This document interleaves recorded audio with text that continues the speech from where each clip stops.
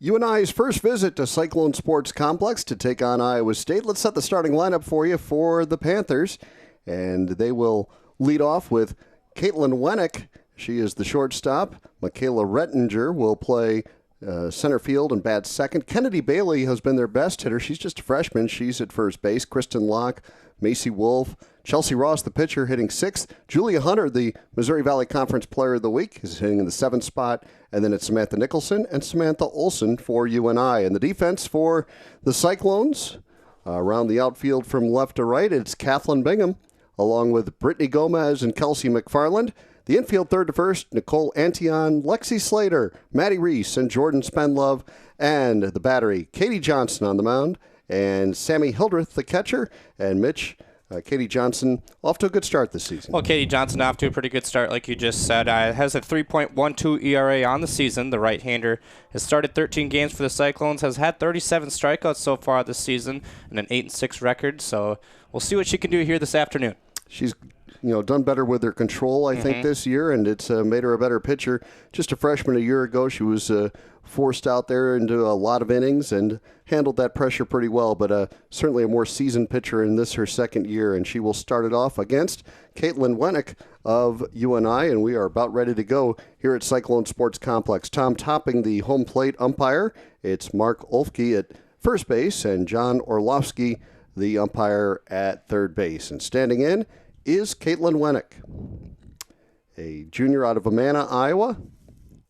Katie Johnson, the sophomore, as we mentioned, out of Sioux Falls, South Dakota, ready to deliver the first pitch of the game. Iowa State and UNI on a windy day at Cyclone Sports Complex. And that pitch just inside, and we start with the ball. Well, really important for Iowa State here to get the first three outs quickly, get back in that dugout and get to the bats, as they've really done well so far this season. The first couple innings, putting up the runs early on. So if they can do that here, a good success is going to come here this afternoon. Johnson winds and delivers and shoots for the outside corner this time and misses. It's 2-0. Normally the catcher for Iowa State is Rachel Hartman, but she's been out with a wrist injury, and so you see behind the plate Sammy Hildreth. A 2-0 delivery coming to Wennick. And that pitch down and away. It's 3-0, so Wennick off to a good start working the count here against Katie Johnson, who wants to get back in that strike zone and not let the leadoff hitter get aboard. We talk about Hildreth kind of filling in behind the plate. I had the opportunity to talk to a few of the Iowa State softball managers, and they talked about how good she's filled in for the hurt catcher. So nice job by Hildreth so far to fill in here. The 3-0 misses up high, so Johnson starts off with a walk to Wennick, and the leadoff hitter is on for UNI. And that'll bring up the left-handed hitting Michaela Rettinger.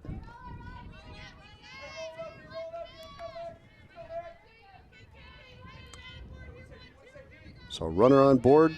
UNI, a good base running team. They don't have any individual that stands out as far as a base stealer, but as a team, they do run the bases pretty well. And there's a pitch down and in. So 5 pitches, 5 balls from Katie Johnson.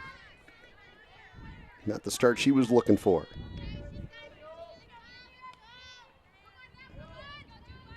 Johnson 45 walks in her 80 innings, 80 and 2/3 innings on the season. And here's the 1-0 delivery. And that one misses outside, 2-0. Well, Wennick not necessarily a big threat to steal over there. Has 4 stolen bases in 5 attempts on the season, but with the 2-out count kind of in this situation, don't be surprised if she takes off, especially with the struggling Johnson up on the mound. A little meeting of the defensive unit in the infield for Iowa State. Some fresh faces in there this year, and also some familiar faces. Certainly Lexi Slater, the shortstop, the leader of this team in her senior year. She's had a terrific career, and she is off to just a tremendous start this season and really has been hot of late. And she is hoping for the double play ball to come her way here on the 2-0 delivery to Michaela Rettinger. We're here in the top of the first at Cyclone Sports Complex, and there is the first strike from Katie Johnson, 2-1. Well, nice job by Johnson there after that little mound meeting there with the rest of her crew. Nice job there to fire a strike here and a 2-1 count now. We'll keep an eye on Caitlin Wennick over at first. And the 2-1 delivery to Rettinger. Off her ankle, 2-2 now. Not a cold day, so that one doesn't hurt quite as much. But, man, we've had some cold ones. But today it is up around 80 degrees. But that wind really howling out toward left field. So anything up in the air that way is going to be an adventure. And Kathleen Bingham, in her starting role now out there in left field, will have to be sound defensively battling that wind and that sun out there in left field today. And there's a swing and a miss. So Johnson, after falling behind 2-0, comes back to get Rettinger on strikes. Well, really nice job there by Johnson to go on the second strike there. She went on the inner half on the inner half of the plate there on Rettinger, but on that third strike, nice job to locate that pitch outside and a good strikeout there for Johnson. 37th strikeout of the season for Katie Johnson, and now standing in is Kennedy Bailey, the freshman who's been the top hitter for this UNI attack. She's out of Canada. And she takes the first pitch, a strike on the inside corner. So Johnson, Mitch, after starting the game with 6 straight balls, has come back now, and here's a throw to second as the delayed steal by Wennick, and she's in safely. I was going to say Johnson's come back with 4 straight strikes now, but a delayed steal is successful for Wennick. Nice job there by Wennick. Slater kind of caught off guard as well as Reese over there, and Slater tried to go over there, but not in time. Nice job by Wennick to steal one. Kennedy Bailey stands in. The 0-1 delivery is up high. It's 1-1. Top of the first here at Cyclone Sports Complex. Iowa State and UNI. UNI comes into the game with a 12-16 record on the season. They have won 5 in a row. And Iowa State 18-11 so far this season. Katie Johnson delivers. And that one misses the outside corner, so it's 2-1 now to Kennedy Bailey, who's hitting .345 on the season.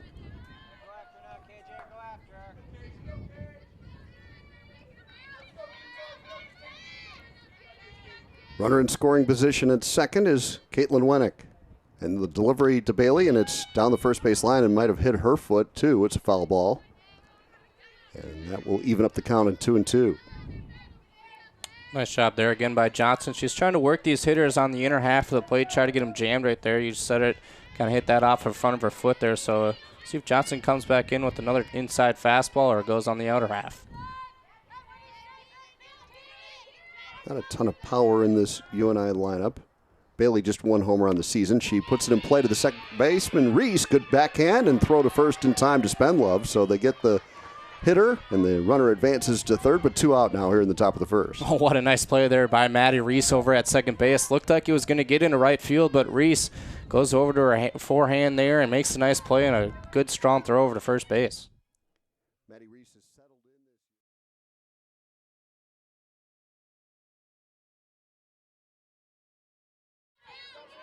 in. Really been the story of the Cyclone team as far as a surprise this season. She hit no homers a year ago. She's had 7 so far this year. Here's a delivery, and Slater a diving backhand try, but couldn't make the play. It's a base hit and an RBI to get UNI on the board first. Kristen Locke delivers that base hit.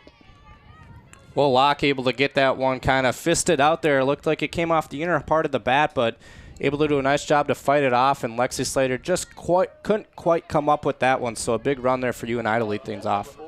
Yeah, not a hard hit ball at all, but it got past Slater into left field, so Locke with the RBI single. It brings up Macy Wolf. 1-0, Northern Iowa. And the pitch to Wolf is just off that outside corner.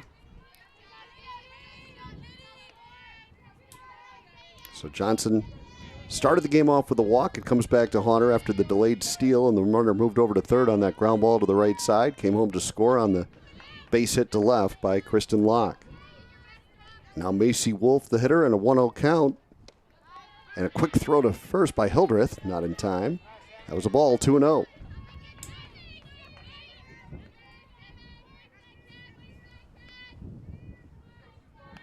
So UNI so far just basically trying to just get the ball in play. They haven't really been swinging the bat hard. Wolf here on a 2-0 count. Hitters count. Johnson delivers, and Wolf takes a good cut that time and fouls it back. That's really a good point there. Not necessarily doing a whole lot to score runs, driving anything in the gaps or anything like that. Kind of just Wennick was able to delay a steal, and then you saw that ball put in play, moved over to third, and then just making something happen. So UNI doing a nice job just to kind of put the ball in play. Wolf hitting .240 on the season, stands in with a 2-1 count. And this into left field. Here comes Bingham charging in to make the catch. Kathleen Bingham gets the final put out of the inning. And 1 run in for UNI. And we will go to the bottom of the first with the Cyclones trailing 1-0.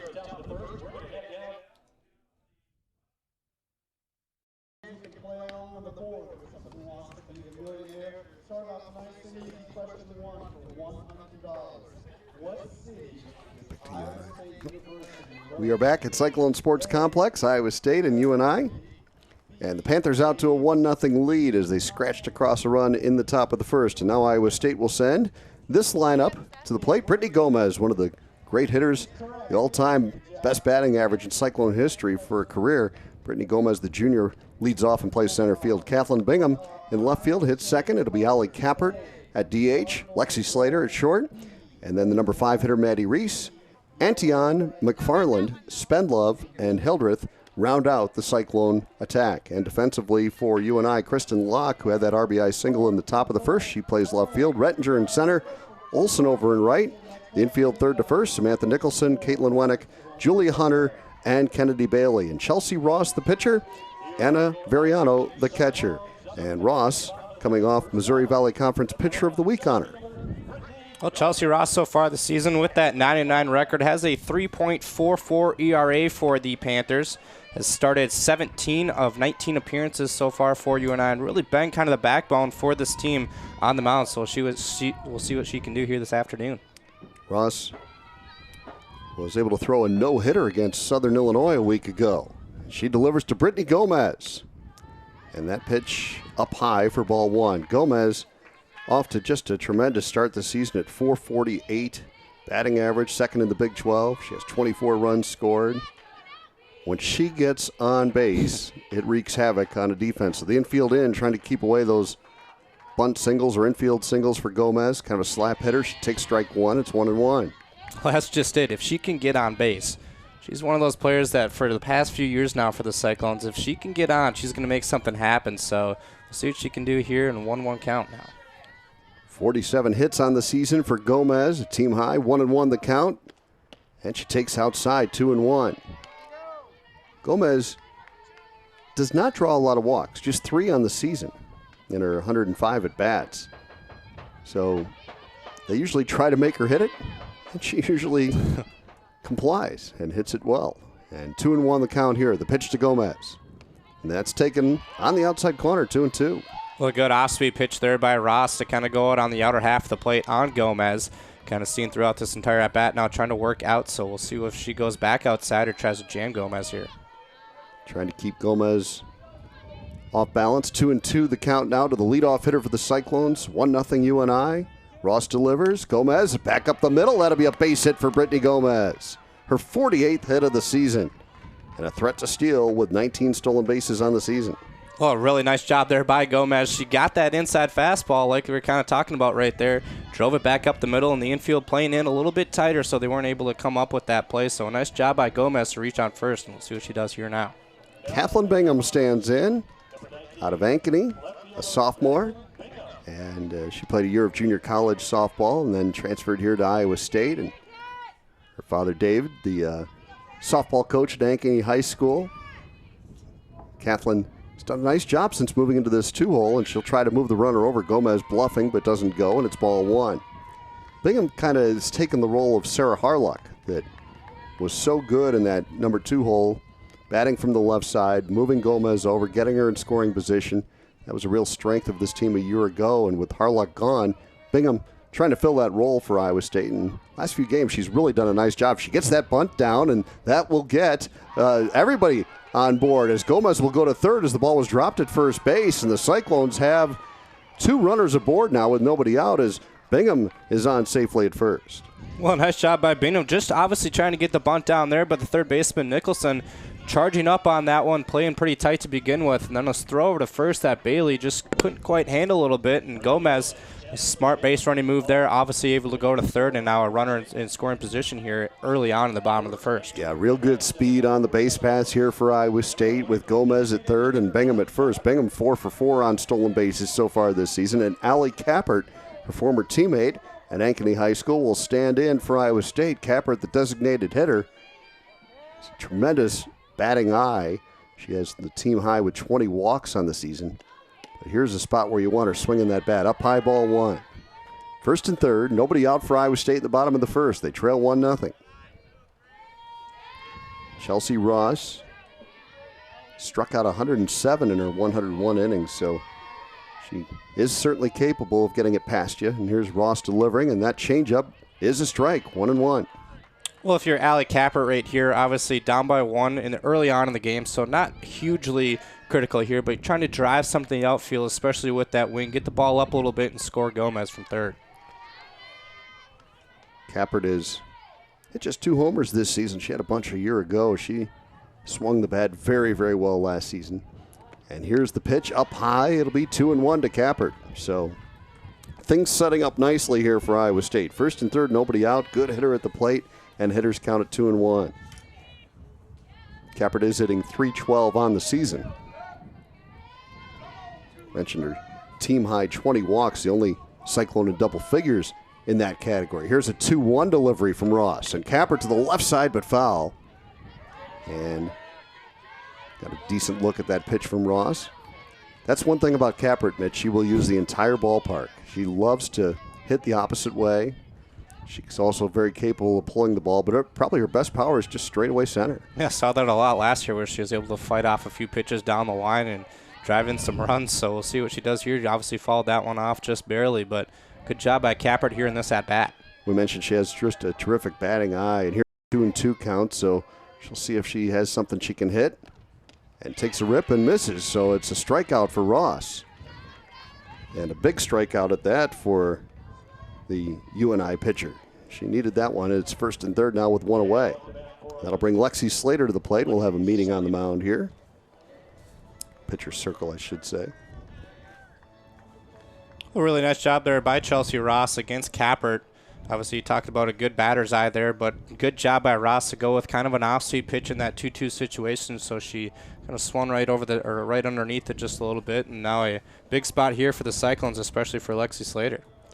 We talked a little bit earlier in the broadcast about how good Lexi Slater has been, and mentioned the last 8 games she's hitting .500 with 4 home runs and 14 RBIs. So she's been swinging a great bat lately for Iowa State.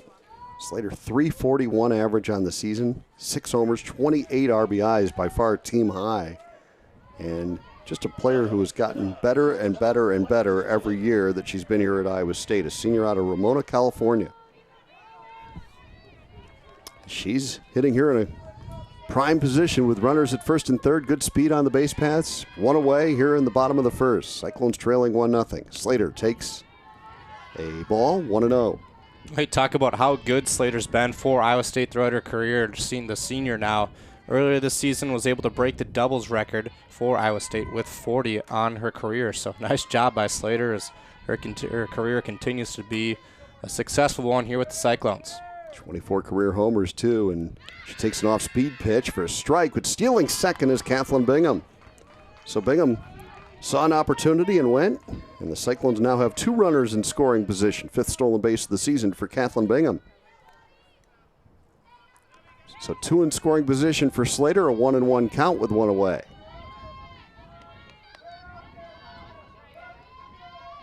Ross winds and delivers. Slater fouled that one straight back. 1-2 the count. Chelsea Ross, a junior out of Kansas City, Missouri. As mentioned, the Missouri Valley Conference Pitcher of the Week. After that no-hitter against Southern Illinois, they swept the Salukis and have won 5 consecutive games, so some real positive momentum for UNI coming into Cyclone Sports Complex today. Slater, another foul ball back, and the count stays at 1-2. Sun shining here brightly at Cyclone Sports Complex. Kind of a challenge for those left fielders today, Mitch, with that sun right in their eyes. Yeah, not only sun, but then you got the wind to battle with, too. Right, no doubt. Every fly ball will be an adventure out there today. 1-2 the count. 1 away here, bottom of the first. And that pitch gets away, and here comes Gomez racing home, and she beats the tag. And Bingham moves on to third. We're tied at 1. Brittany Gomez with her 25th run scored of the season. and it's a 1-1 game.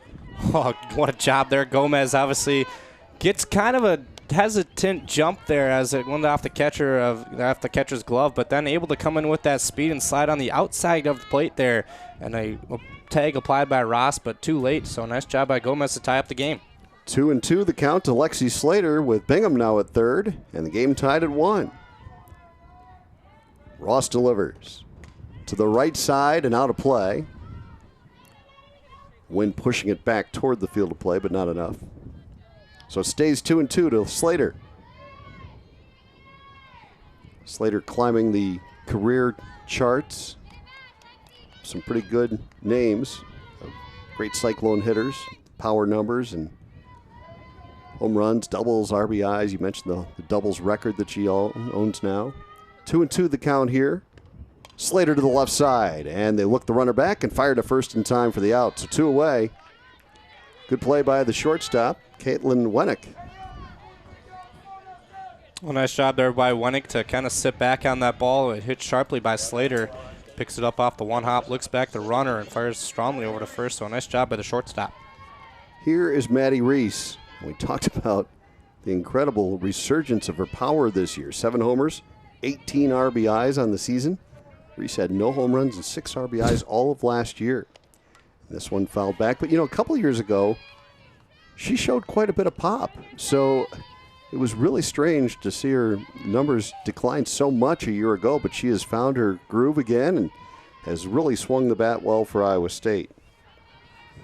Those 7 homers lead the Cyclones. 0-1 the count with 2 away and a runner at third. Reese takes a changeup for a strike. It's 0-2. Cyclones would love to get that lead run home from third base, Kathleen Bingham, and grab the lead here before we go to the second. Chelsea Ross trying to limit the damage, 0-2 the count, and the pitch to Reese. Staying alive, Maddie Reese. Reese out of Pittsford, New York, a senior. She and Slater and Spenlove, that Cyclone infield made up primarily of seniors. 0-2 the count here on Reese. Ross to Reese with 2 away. Pitch up high and almost got away again. Able to track it down was Veriano. 1-2 the count.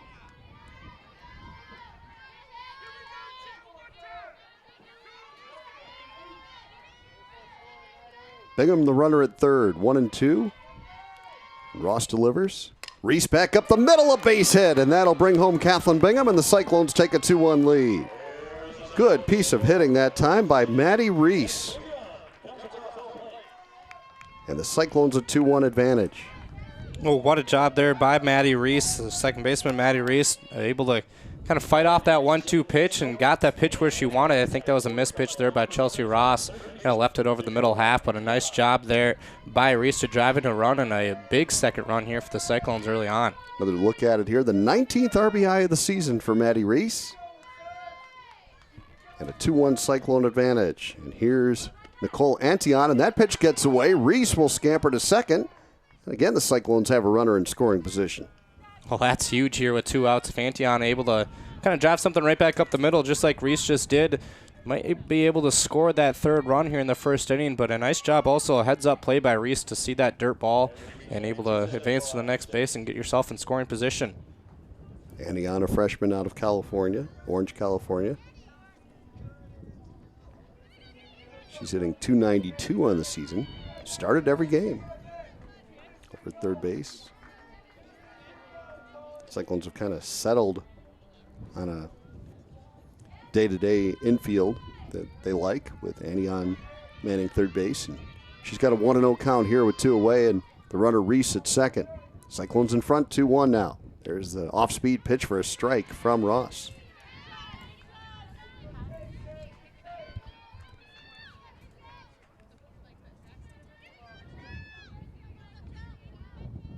UNI with the run in the top of the first. Cyclones have answered with 2 here in the bottom of the frame. Ross delivers. Antion with a big cut and a miss. And it's 1-2. high fastball from Ross.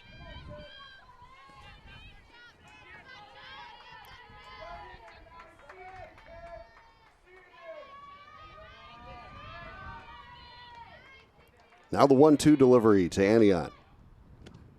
She fights it off.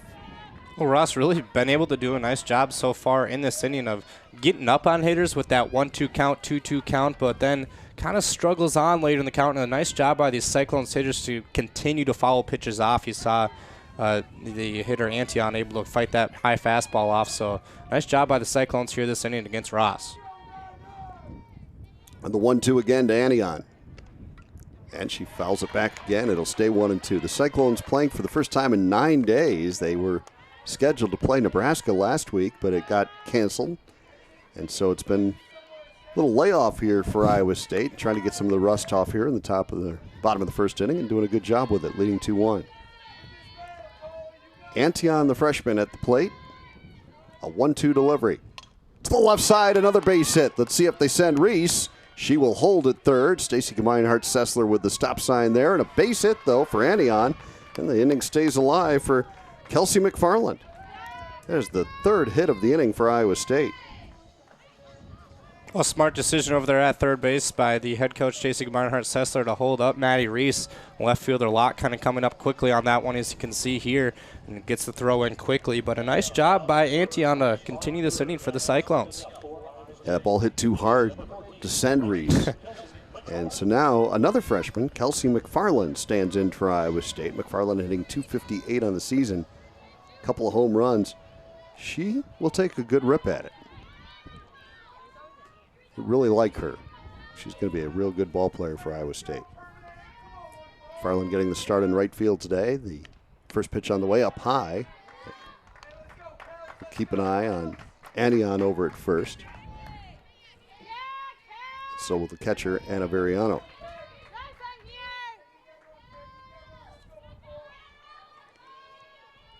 Want to know the count? Couple of outs here in the bottom of the first. Cyclones leading 2-1.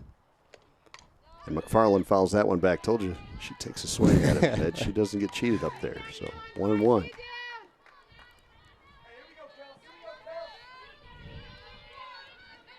McFarland from... You're the Minnesota guy. Is it New Prague? New Prague. New Prague, yep. Minnesota. I like that. Okay.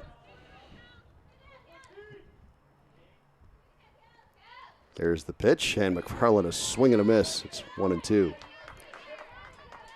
Well, again, a nice job by Ross. Continues to do this throughout the inning to get the Cyclone hitters down in the count. But a nice job, again, by the Cyclone hitters to continue to pile up base hits and drive in runs here. 1-2 the count. Couple of runners aboard here with the Cyclones still threatening, leading 2-1. McFarland digs in and Ross delivers. And strike three. So we go to the top of the second, but Iowa State a couple of runs in the bottom half of the first. And a 2-1 lead for the Cyclones going to the second.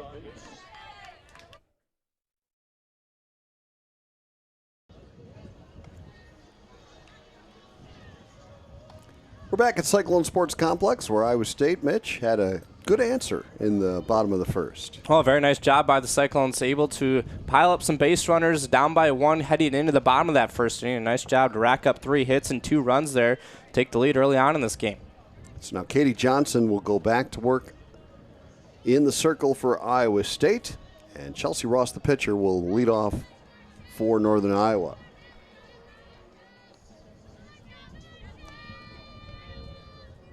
It'll be Ross followed by Julia Hunter and Samantha Nicholson. I mentioned Ross was the pitcher of the week in the Missouri Valley Conference. Julia Hunter was the player of the week in the Valley, and she'll hit second in this inning right behind Ross. So Katie Johnson goes to work with a 2-1 lead here in the second. And a nice pitch to get it started.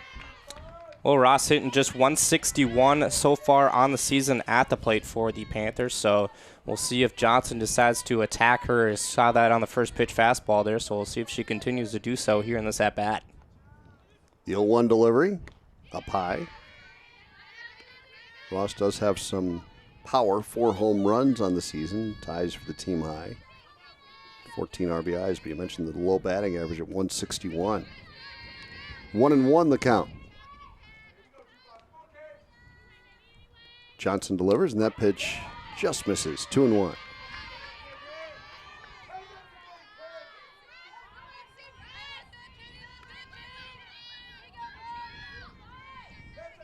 Want to try to keep that ball on the ground today, as that wind to left field will help carry a pull hitter out of the ballpark on occasion. Ross pops this one up on the infield, and the pitcher, Johnson, takes care of it. 1 up, 1 down for UNI. Well, Johnson going with that inside fastball, and Ross not able to kind of get around on it quick enough, so she gets it off the inner half of the bat, pops it up. Johnson doing it all there on that one. Brings on Julia Hunter.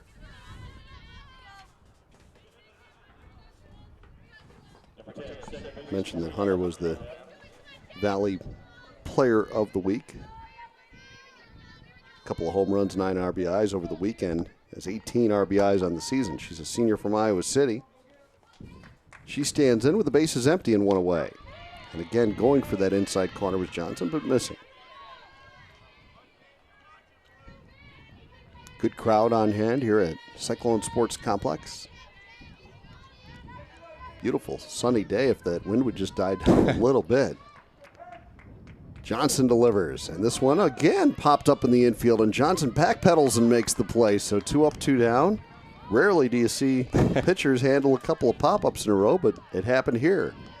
And that brings on Samantha Nicholson. Same kind of pitch there delivered to Hunter as Ross kind of fought off the same pitch there too, but nice job by Johnson. 2 quick outs here. So we'll see if we can get the third one and then head back into the bats. Johnson would love to have a 1-2-3 inning. Slater playing deep at short. 2 away, nobody on. Johnson delivers. That pitch misses to Nicholson.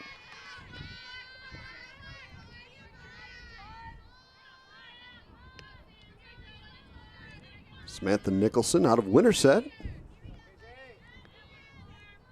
1-0 the count, 2 away. Johnson's pitch just misses. Good zip on that pitch from Johnson.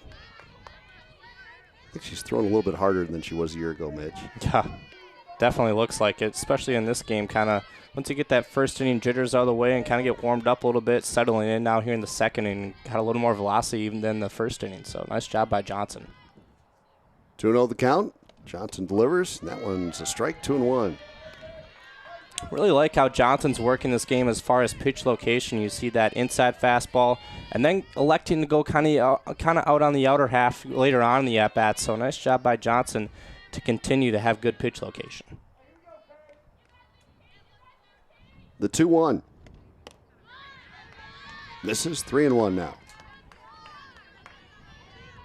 Can't ask for a much better day, though, as far as besides the wind. Obviously a little bit windy, but it's been kind of cold around here in Ames, so a nice job by, or not a nice job, but a nice day, rather, for Iowa State fans to come out and watch some Cyclone softball. We'll take it, but Nicholson takes a pitch inside. It's ball 4, and so runner aboard here for UNI.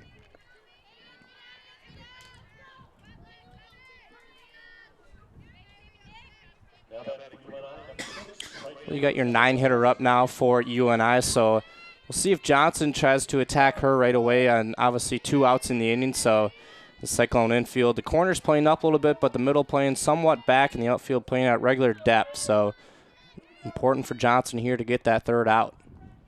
Samantha Olson, the hitter, shows bunt, but takes a strike. Olson, the right fielder. A couple of walks in the game now for Johnson.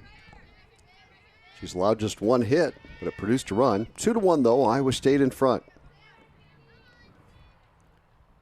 2 away, and the 0-1 to the left side and foul. It's 0-2 now.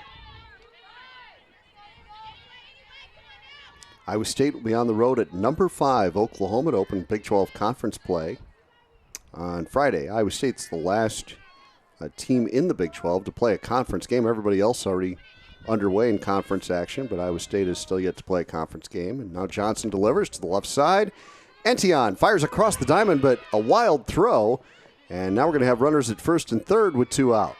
Spenlove is terrific defensively at first, but she couldn't reach that one. And probably nobody could, as Etienne just had way more time than she thought, I think, and let loose a wild one.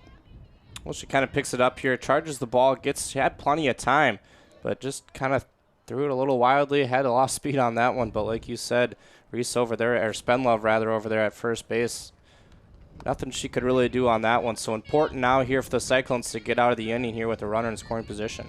Comes back to the top of the order, and Caitlin Wenick, who walked, stole a base, scored the run for UNI in the top of the first. She'll bat here with runners at the corners all of a sudden and 2 away. So Johnson was in good shape, getting the first 2 hitters, but then the walk, the error, and now first and third for UNI as they try to pull even here.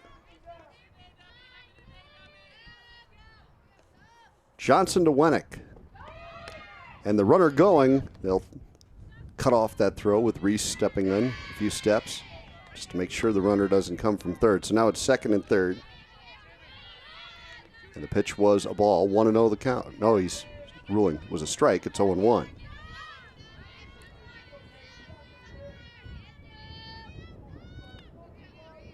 Second and third for the runners now, and the pitch up high to Wenick. It's a 1-1 count.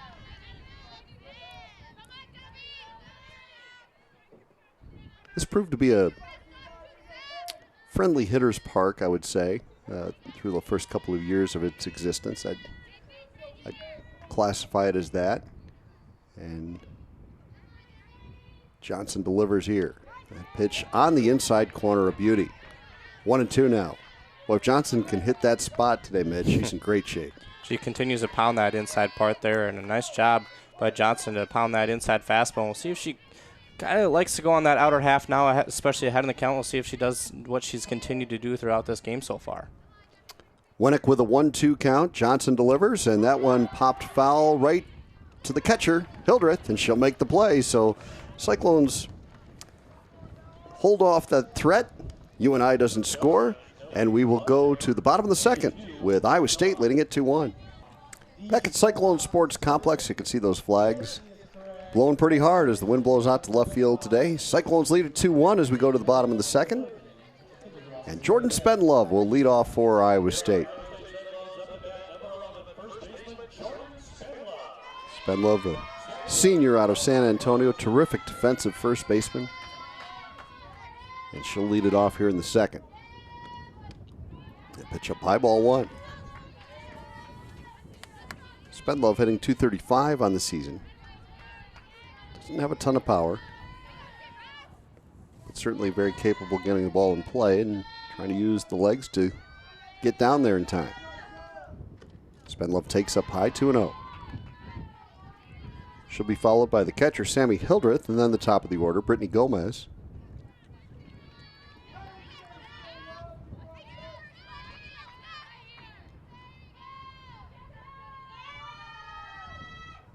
.2-0 delivery from Ross.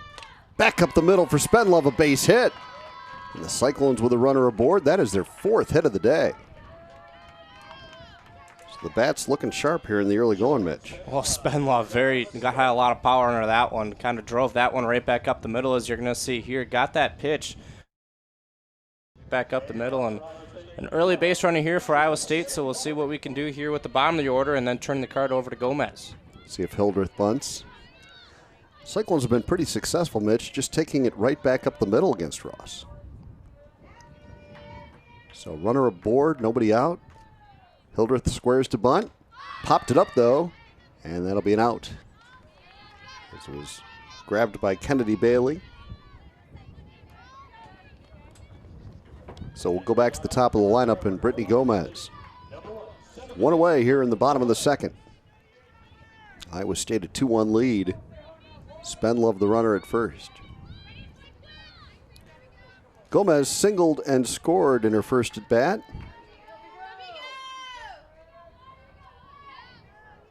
Pretty much what she does for a living. The junior takes ball 1. What a fabulous career it has been so far for Brittany Gomez. She's just a junior. New Braunfels, Texas. She's brought so much to this Cyclone program with her speed, her ability to swing that bat.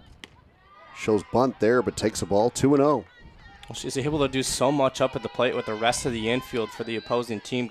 Gets outside of that box pretty quickly with that speed before she even hits the ball, as many softball players do, obviously, but able to square around a bunt every now and then and able to hit pitches right back up the middle. So a very unique and powerful hitter for this Iowa State team.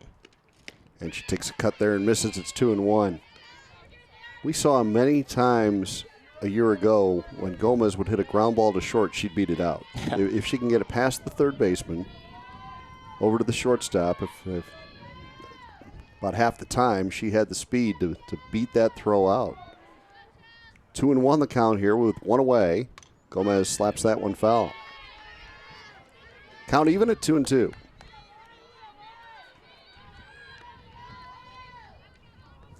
Glad you could join us here today on Cyclones.tv. We'll have another game again next Wednesday as another interstate battle. And Iowa State hosts Drake at 4 o'clock here at Cyclone Sports Complex. We'll have that one for you here. As we mentioned, sandwiched in between there, the weekend series at Oklahoma. 2-2 the count. Gomez takes ball 3. Full count now. We talked about those 9 days off for the Cyclones these past couple weeks. That Nebraska game canceled. But this UNI game, a good tune-up game, especially late, kind of getting on to the later part of the season here, but especially before that Big 12 play starts down in Oklahoma here this weekend. Ross, the pitcher, Chelsea Ross. And the delivery to Gomez, a changeup on the 3-2, and she misses. So runners at first and second now for Kathleen Bingham. One at bat there by Brittany Gomez, fights off a few pitches, and what a hitter's eye up there at the plate to kind of draw that third ball, and then the fourth one there on that changeup. Don't necessarily see a changeup too often in that full count situation, so nice job by Gomez to lay off of it. And now runners at first and second for the Cyclones. Just the fourth walk of the season for Brittany Gomez. Kathleen Bingham was safe on an error after putting down a sacrifice bunt. In her first at bat, she calls for time here and is granted it by Tom Topping, the home plate umpire. Bingham in that number 2 slot in this Cyclone lineup. She's got runners at first and second here with one away. So a little strategy involved here. We'll see what Kathleen tries to do. She looked to bunt. There's a quick throw back to the pitcher, but everybody was defending against the bunt, so it was okay for Spenlove to have a healthy leadoff second. 0-1 the count to Bingham.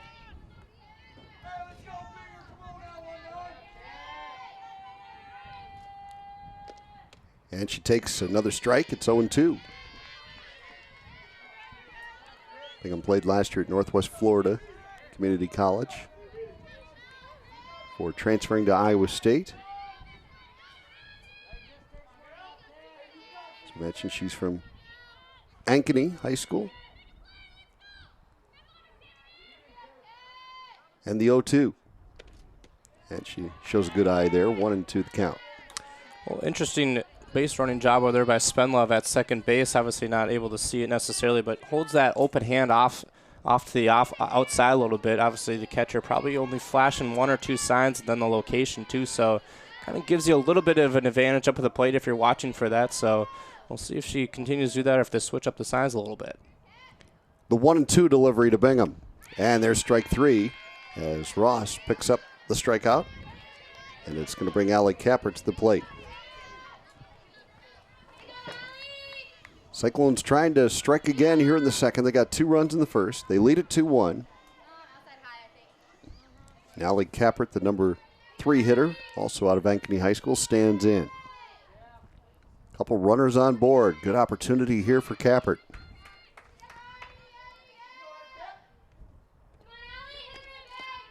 And she takes ball 1. We saw last year when the weather got warm, that's when Cappert really heated up at the plate. Wouldn't be surprised at all to see similar results this year. She's been good with the batting average at .312, but just a couple homers and 10 RBIs so far for Allie. They want her driving in runs. The 1-0 delivery. That missed inside, so it's 2-0. We talk about how Cappert kind of heated up when it got a little warmer out, but sometimes all it takes as a hitter is just 1 or 2 hits strung together, and then it's just flames from there as far as taking off and getting the ball up a little bit, and we'll see if Cappert can do that here.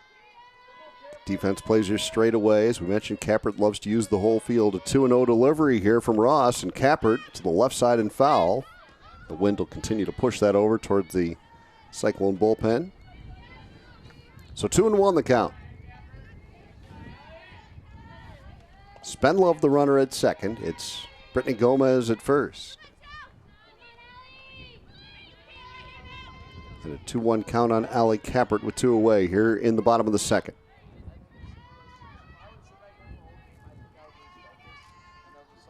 Ross delivers. Kappert takes up high. It's 3-1. Lexi Slater on deck.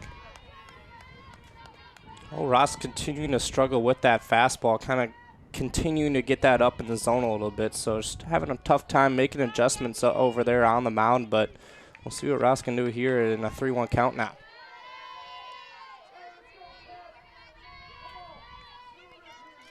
The 3-1 delivery to Kappert. And she takes strike 2. So full count now and 2 away. The runners will be going. And anything Kappert could hit in the gap with Gomez's speed would certainly score 2.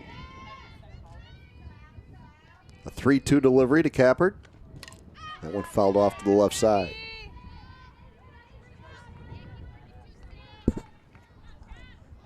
Iowa State trying to add to a 2-1 lead here in the bottom of the second.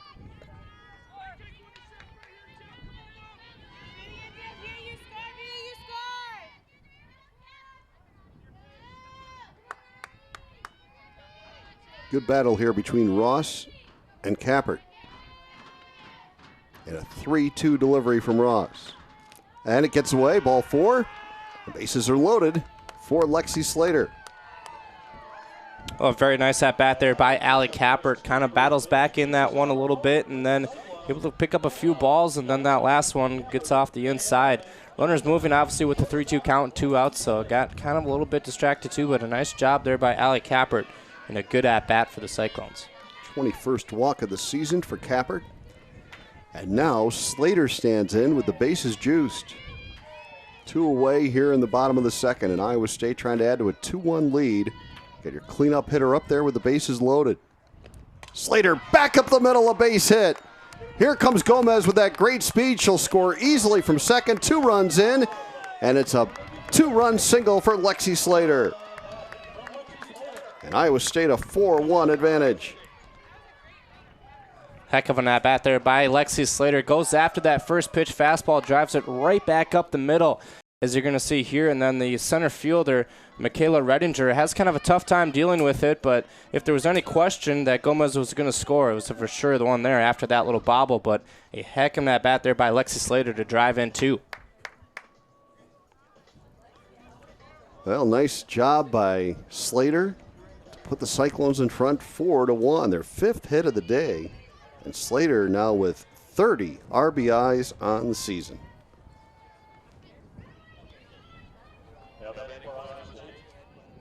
Maddie Reese will stand in.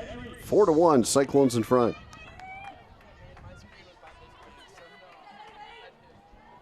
So yet another run scored for Brittany Gomez, her 26th of the season. Spenlove raced home ahead of her. And here's Reese, trying to get one up in the air to left.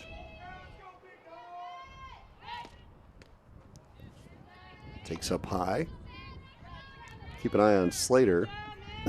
See if she tries to swipe second. 1-0 the count with 2 away, and the Cyclones up 4-1. Ross to Reese. Oh, wow, way up over her head, and she couldn't hold off. 1-1 the count.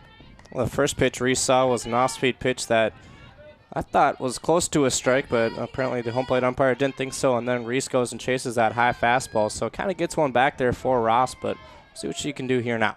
1-1 delivery. That's up high and gets away, and here comes the run. Allie Kappert scores, and it's 5-1 in favor of Iowa State. So the wild pitch sends Kappert home. Oh, nice jump there by Kappert to kind of get a good hop off of third base there off a wild pitch, and scored pretty easily there on a nice slide there to home. And a nice job by Lexi Slater, too, to advance over to second. Kappert, an excellent base runner. 5-1, Iowa State in front. And a nice 2-out rally here in the second for Iowa State. As they've pushed 3 across against Chelsea Ross, the Missouri Valley Conference Pitcher of the Week. 5-1 Cyclones. Reese takes an off-speed pitch down the middle for a strike. Ross not afraid to change speeds. Any count, it seems. 2-2 the count here with 2 away. Slater the runner at second. Maddie Reese awaits the 2-2. That's in the air to right field, dropping quickly and just foul by inches. It would have scored Slater.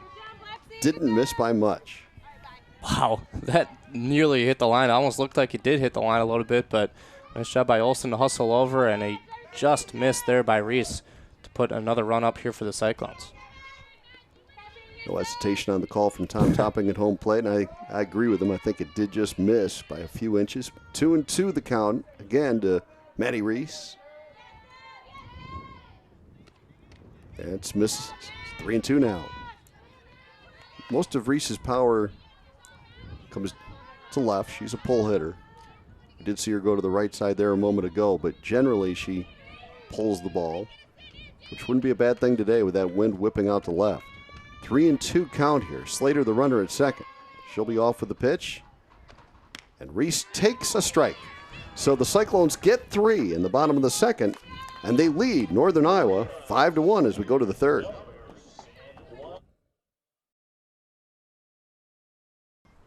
Top of the third inning here at the Cyclone Sports Complex as the Cyclones have a 5-1 lead over the UNI Panthers. The Cyclones able to put up 3 runs in the bottom half of the second as Gomez, Kappert, and Spenlove all came around to score. And John, a really nice job by the Iowa State team, continue to put on runs there with 2 outs in that bottom of the second inning. Yeah, they've done a nice job, Mitch, with being aggressive offensively. 5 hits on the day already for Iowa State, and they've run the bases well. They've looked sharp offensively, and they lead it 5-1. Well, it's going to be Michaela Redinger, Kennedy Bailey, and Kristen Locke due up here for the Panthers in the top half of the third inning. As Katie Johnson goes to toe the rubber here to get to work. Redinger so far on the day 0 for 1, had a strikeout back in the first. As Redinger will look to get a base hit here, and here's the pitch by Johnson. That one's going to be on the inner half. That one's going to miss for ball 1. Redinger, the native, junior native out of Kansas.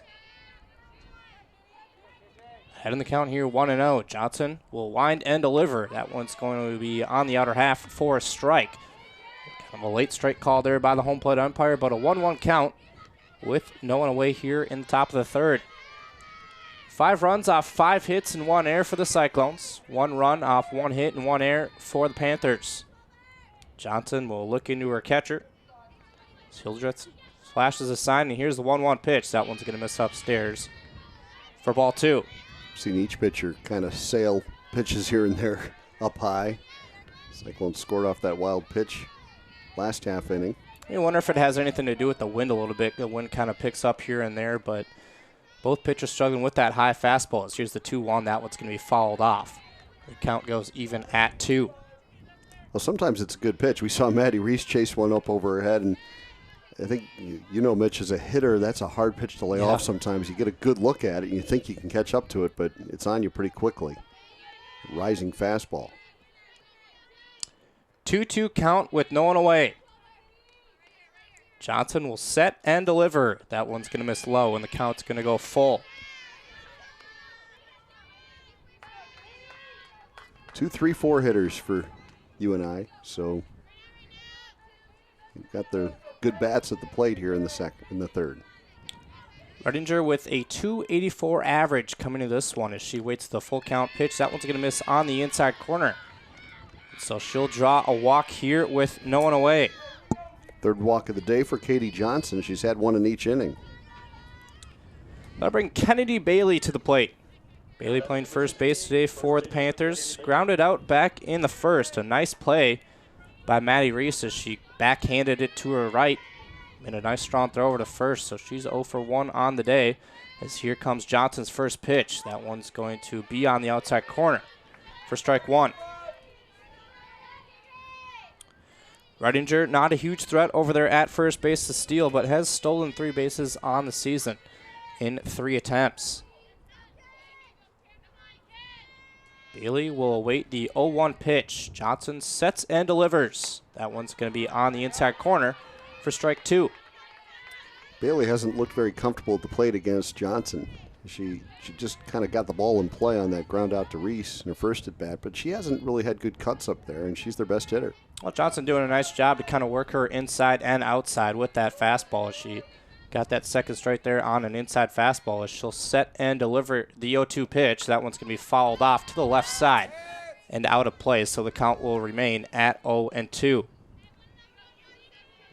Northern Iowa 6-2 in the Missouri Valley Conference. They struggled in non-conference play, but they've kind of hit their stride here of late.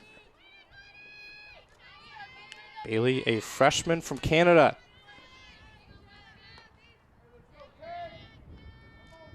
She awaits the 0-2 pitch from Johnson. She'll set and deliver. That one's going to miss well outside for ball 1. Good pitch location there from Johnson. Ahead in the count 0-2, so trying to get the hitter to chase a little bit, but wasn't able to do that quite against Bailey.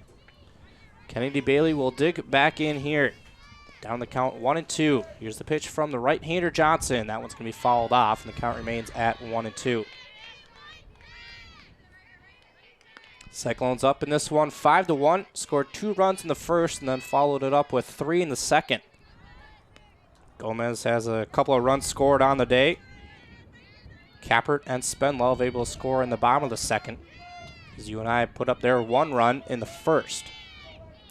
Johnson will set and deliver the 1-2. That one's going to miss just on the inside corner for ball 2. I mentioned the injury to Rachel Hartman, forcing Sammy Hildreth into action behind the plate. The kid from Johnston, Iowa. She's a good defensive catcher. She really has been blocking the ball well and moving around well behind the plate. Here comes the 2-2 pitch. That one's going to miss outside, and the count will go full. She's done a really nice job filling in defensively. Talk about being able to block balls a little bit. Also holds runners over there at first base from stealing a few bases. So a nice job by Hildreth to fill in. Full count here with no one away and a runner on first. Johnson will set and deliver the payoff pitch. That one's going to be lifted into center field. Back goes Gomez. She makes the catch. Fires back over to first, but not in time. So Gomez picks up the first out of this inning. Got a good jump on that ball, Yeah, as she usually does. Terrific defensive center fielder. And there'll be one away for Kristen Locke. Locke so far on the afternoon had a single in the first, drove in that run as Wennick came around to score. Nice job by Gomez on that last play to track that ball, especially in that wind, kind of a line drive. Gomez with that speed able to move back quickly and record the first out. Johnson, the right-hander, will set and deliver to Locke. That one's going to miss, or that one's going to be a strike rather. And an 0-1 count with 1 away. Redinger over at first, drew a walk to lead this inning off. Corner infielders playing somewhat even with the bag in the middle back at double play depth. As here comes the 0-1. That one's sharply driven right in front of the Cyclones dugout, and the count's going to go to 0-2. Some quick movement over there. Look out.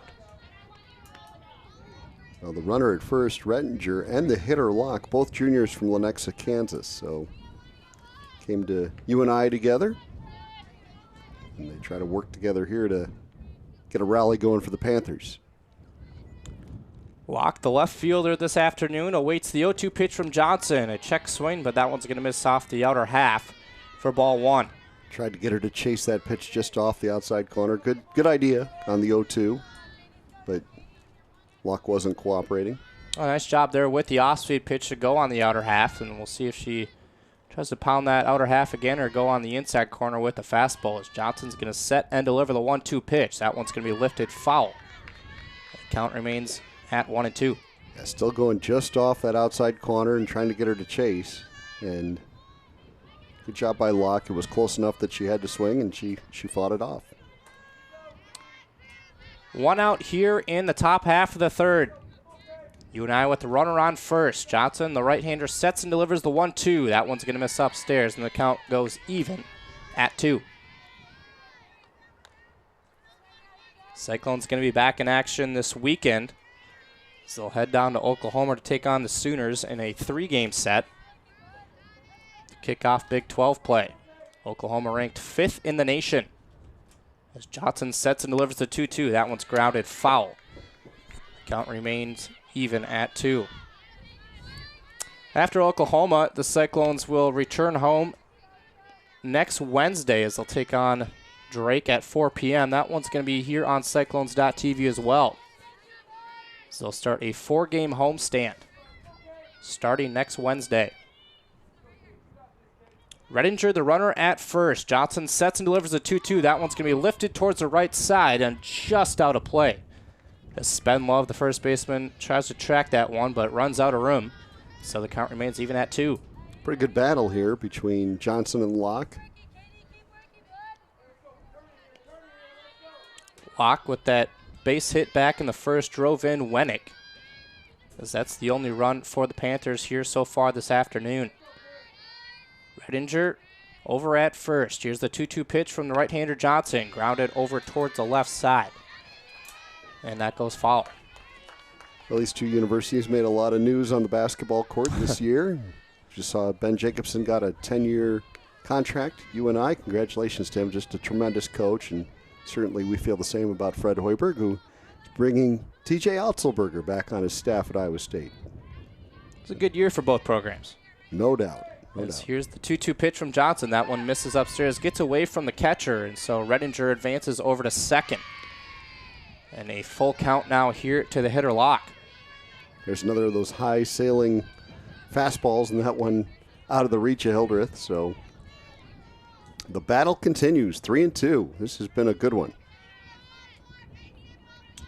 Locke will dig back into the right side and await the payoff pitch. As Johnson looks into the catcher Hildreth. She flashes the signs. Here's the payoff pitch. Strike 3. And a big strikeout there for the right-hander Johnson, and now 2 away.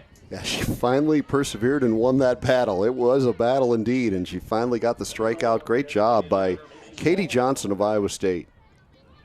So that'll be 2 away for the designated hitter, Macy Wolf. Wolf on the afternoon flew out to left field for the 3rd out in the first inning. As you see there, a nice pitch from Johnson to get the big strikeout there as she'll deliver the first pitch, and that one's going to be just off the outside corner. The count goes to 1-0. Redinger over at second. Wolf will dig back into the right side. If Wolf can reach, it'll be Chelsea Ross, the pitcher. Here's the 1-0 pitch. That one's going to miss upstairs for ball 2. Well, home plate umpire Tom Topping. Seen a lot of those high fastballs here this afternoon, but not giving a few of them. Doesn't necessarily like that chest-high pitch. As Johnson will look in and set and deliver the 2-0. That one's going to be in there for strike 1. Just as I say that, Johnson comes back with that fastball or hit the letters. Yeah. Always works out that way. It was a good pitch. Cyclones up in this one, 5-1. 2 away here in the 3rd inning. Here comes the 2-1 pitch from Johnson. That one is in there for strike 2. Definitely working the inner half of the plate here in this battle.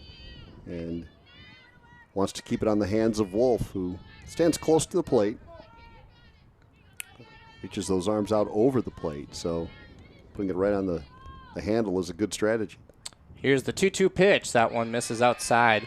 And a good waist pitch there by Johnson. And the count goes full here with 2 away. We'll do it for the Cyclones in the bottom of the 3rd is Nicole Antione, and then Kelsey McFarland and Jordan Spenlove. So the Cyclones will look to add on a few more runs here in this one. 2 away with a full count. Here's the payoff pitch from Johnson. That one swung on and missed for strike 3. So Johnson does a nice job to get out of that inning with a runner in scoring position, as the Cyclones still lead this one by a score of 5-1. You're watching Cyclones softball on Cyclones.tv.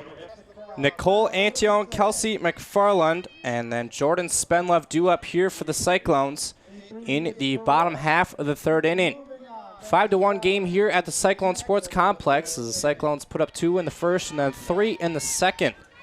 Katie Johnson has done a nice job for the Cyclones on the rubber as Iowa State looks to add to the damage here. Here's the first pitch. That one's going to be in there for strike one. Antion so far on the afternoon had the base hit back in the first and was stranded at first for the remainder of that inning. Chelsea Ross, the right-hander, will set and deliver the 1-0. That one's going to be grounded over to third. Nicholson up with this one, fires on over to first in plenty of time for the first out.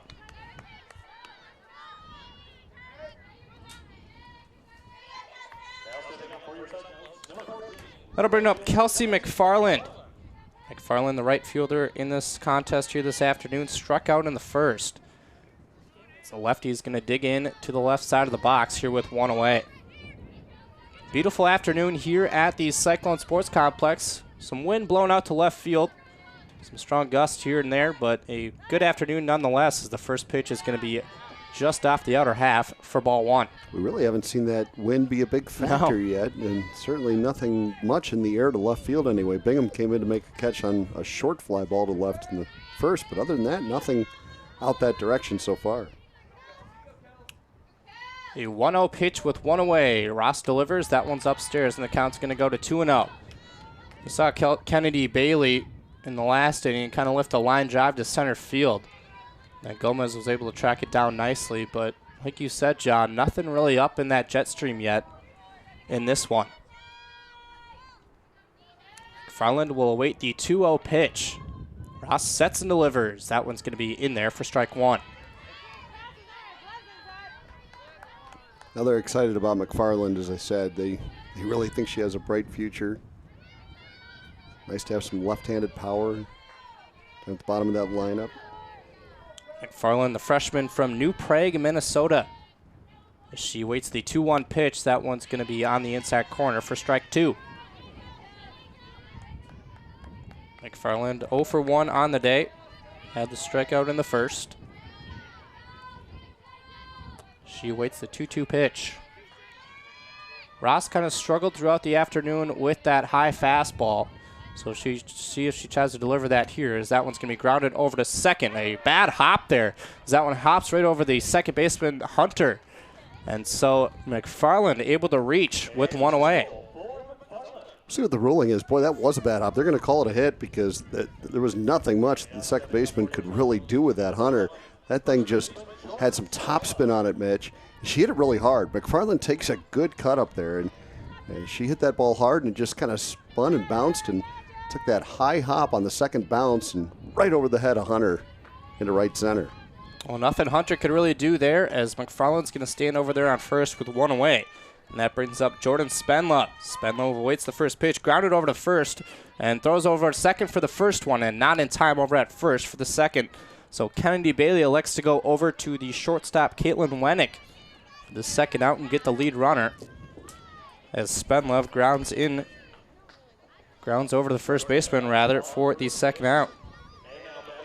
You know, if nothing else, McFarland's hit makes sure that the Cyclones get all the way to the bottom of their order in this inning so that Gomez can hit leadoff in the next inning if they don't do anything here. But Hildreth will try to keep the inning alive. I'll bring up Sammy Hildreth. She'll take the first pitch for a strike. Hildreth on the afternoon, 0 for 1. Had the fly ball over to the third baseman in the second. A good point there, John, is you kind of want to get that top of the order up on a fresh new page if you can. Especially with Gomez. So here comes the 0-1 pitch from Ross. That's going to be on the outside corner for strike two. Gomez with a pair of runs in this one. Single back in the first and a walk in the second after a very nice at-bat in the second inning. Was down in the count early and then drew a walk. Spenlove over on first. Hildreth awaits the 0-2 pitch. That one's going to be in there for strike three, and so Ross gets out of the jam. The Cyclones still lead this one by a score of 5-1. We'll head to the top of the fourth. You're watching Cyclone Softball on Cyclones.tv. Welcome back to the Cyclone Sports Complex as the Cyclones lead this one by a score of 5-1. Neither team able to put up a run in the third inning. It's a beautiful afternoon here for some Cyclone softball fans enjoying this one. A little windy as Katie Johnson comes back out for her fourth inning of work. And she settled down nicely. She has walked 3 hitters, but she's allowed just 1 hit, and she's done a good job wiggling out of a couple of jams and settled into a pretty good groove here. Well, that lone hit came back in the first inning off of the bat of Kristen Locke. She was able to drive in that run, which was Caitlin Wennick. That's the only run for the Panthers here in this one. As due up here in the top of the fourth is Chelsea Ross, Julia Hunter, and then Samantha Nicholson. As Ross 0 for 1 on the day, flew out to the pitcher Johnson, rather. As here's the first pitch. That's going to be an inside fastball for strike 1. That's the same pitch that Johnson's been throwing with real good consistency today. That belt-high fastball on the inner half, she's really been pretty consistent with that pitch. And here's the 0-1 pitch. That one's going to miss upstairs for ball 1. Well, the last time Ross was up and then Hunter on deck, the last time those two were up, Johnson able to record 2 fly ball outs to herself. So she did it all. That was last inning in the second. These two let off that inning as well. As here comes the 1-1 pitch, rather. That one's going to be lifted foul and into the Cyclone bullpen. Pretty quick hands there from Ross. I didn't think she'd be able to catch up with that high fastball, but she did. Just pulled it. But quick hands at the plate. Certainly appears to be hoping to pull the ball. Lexi Slater playing deep at short. Johnson delivers the 1-2 pitch. That one's going to miss outside for ball 2. A good off-speed pitch there by Johnson to go out on the outer half, as we've seen her do throughout the afternoon to try to get the hitters to chase when she's ahead in the count. But pitcher for the Panthers, Ross, not going to chase on that one, as Johnson will set and deliver the 2-2. That one's going to be grounded over to short. Slater up with this one, fires quickly over to first for the first out. Slater knew that she had plenty of time. Ross does not run well, and Slater a strong throw across the diamond, 1 up, 1 down. Well, nice job there by Slater. Could kind of collect herself on that ground ball, as you're going to see here. Hit sharply by Ross. But a nice job by the senior shortstop Slater to firing over to first for the first out. That's going to bring up Julia Hunter. Hunter flew out to Johnson back in the second as she awaits the first pitch. And that one's going to be miss off the inside corner for ball 1. Samantha Nicholson on deck, and then Samantha Olsen in the hole. UNI only has that 1 run back in the first, and the 1 hit off Kristen Locke. As here comes the 1-0 pitch. That one's going to miss in the same spot for ball 2. Second baseman Maddie Reese giving some words of encouragement to her pitcher. So the Cyclones up in this one 5-1 with 1 away in the fourth. Johnson will look into her catcher Hildreth for some signs. Hildreth flashes, and here goes the 2-0. That one's going to be lifted into right center field. That one's going to get down in the gap. Over goes McFarland into right center field as the hitter reaches with a double here and 1 away in the fourth inning. I would see Hunter with a real good at bat there. She, as we mentioned, was the Missouri Valley Conference Player of the Week last week. And line drive over the head of Maddie Reese at second. And Hunter with the best swing of the day that we've seen from UNI. Well, it's kind of an outside fastball from the pitcher Johnson. Drove it right into the right center field gap. McFarland doing a nice job to get it back in, but not in time to get Hunter, as Hunter wheeled into second easily with 1 away. So we'll see now what UNI can do as Samantha Nicholson steps into the dish here. She drew a walk back in the second and then was stranded on third base as the first pitch is delivered. That one's in there for a strike. There's that inner half strike again from Johnson to start off hitters. She's really trying to keep the ball on the hands of these UNI hitters, especially from the right side. Nicholson playing third base for the Panthers here this afternoon. As Hunter stands over on second. Here's the 0-1 pitch. That one's going to miss off the inside corner for ball 1.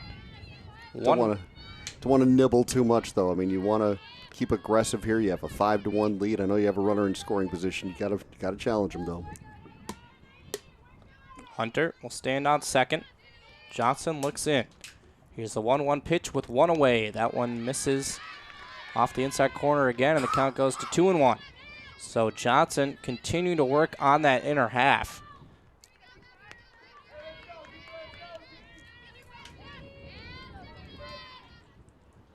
Now Hildreth wants to talk it over, and so does Brittany Weilmiller, the pitching coach for Iowa State. 2-1 count here with one away in the top half of the fourth, as the Cyclones lead this one by a score of 5-1. Well, Cyclone fans, be sure to check out the Cyclones gymnastics team here this weekend, as they're going to kick things off at 4 p.m. I believe on Friday, as that one's going to be over in Hilton Coliseum for the regional. Some good action over there as LSU comes in, some powerful gymnastics teams. But Cyclones getting a little bit of a home court advantage, if you will.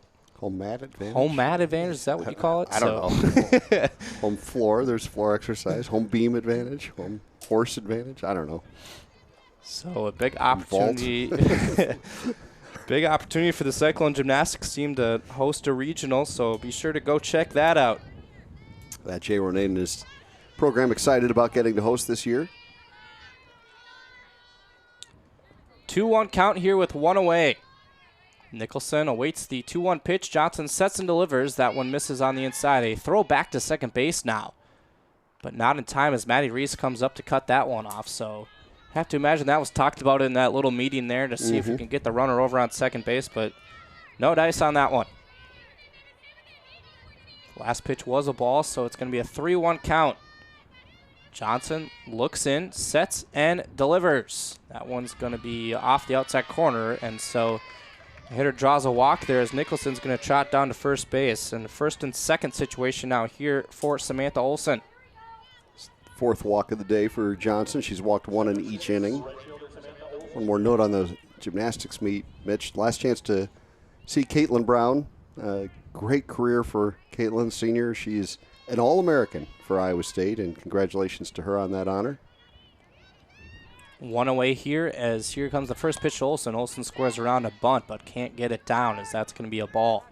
Well, a really good career by Caitlin Brown. I didn't even think she was a senior. I thought she was a junior, but a quick career. But maybe I'm wrong then. No, you might. I think she's a senior. So I could be wrong, but she is All-American on the beam this year, and great all-arounder as well.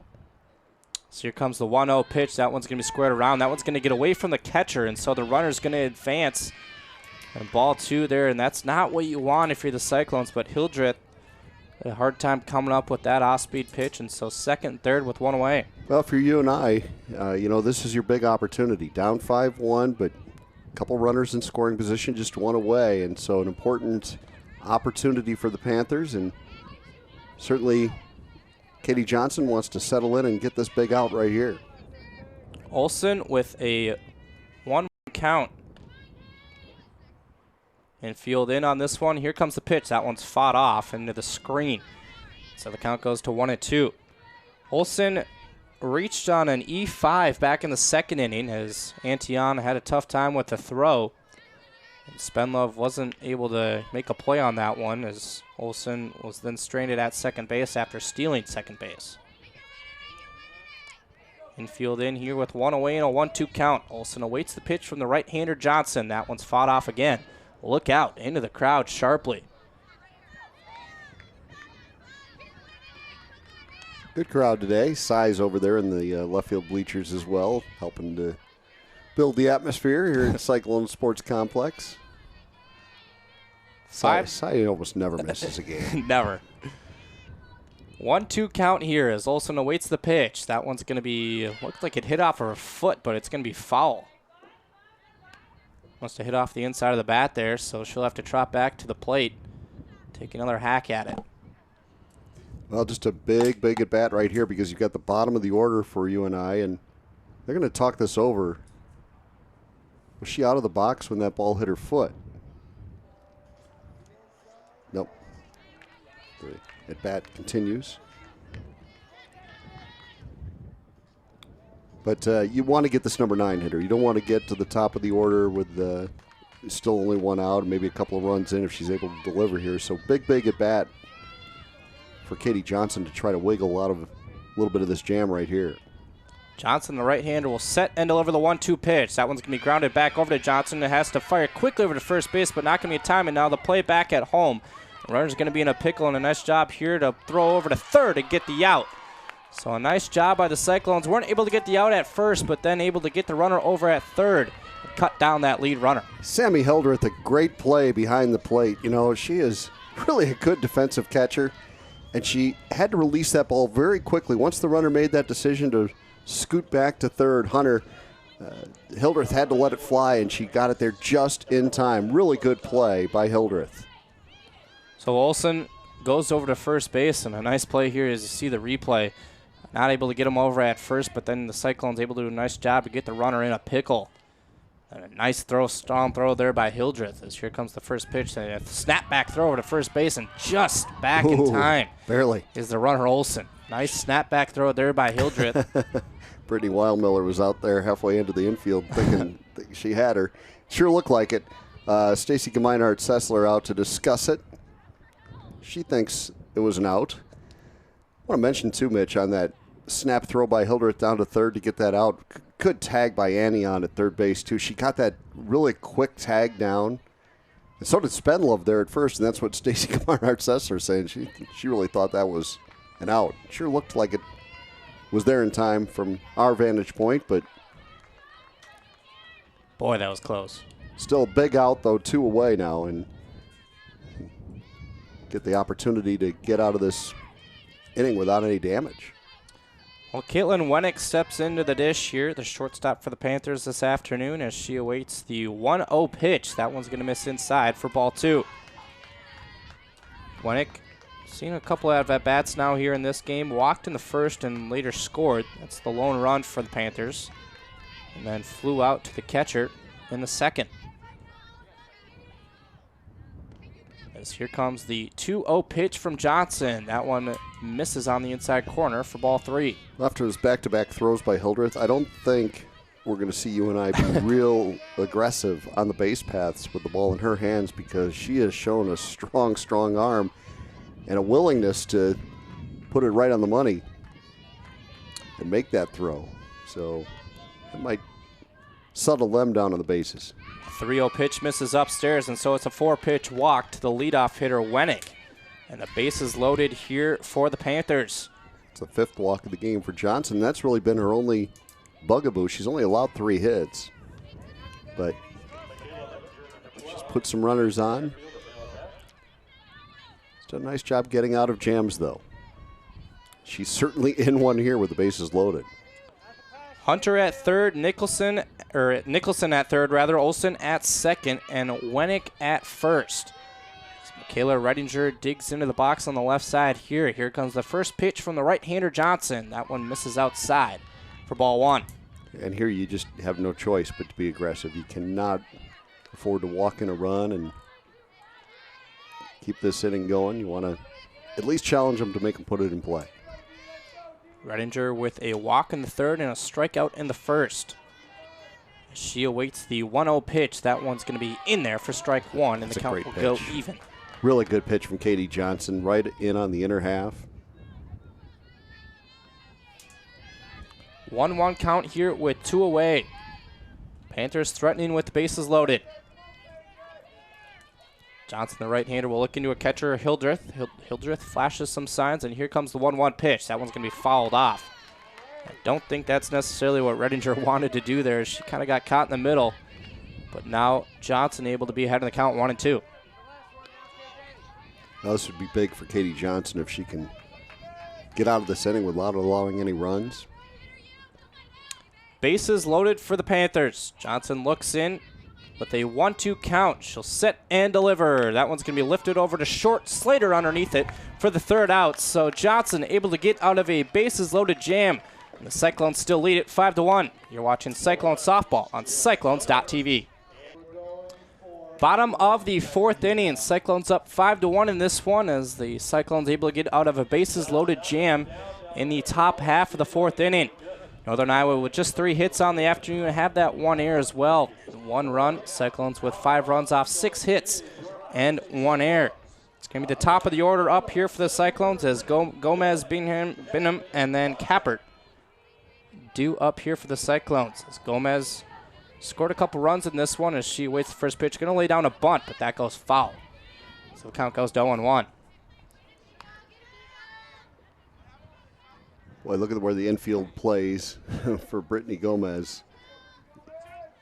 And that left side particular, they just are in close, trying to take away angles. Of course, Gomez always looking to just find that opening. As Ross, the right-hander, will set and deliver the 0-1 pitch. That's going to be on the outside corner for strike 2.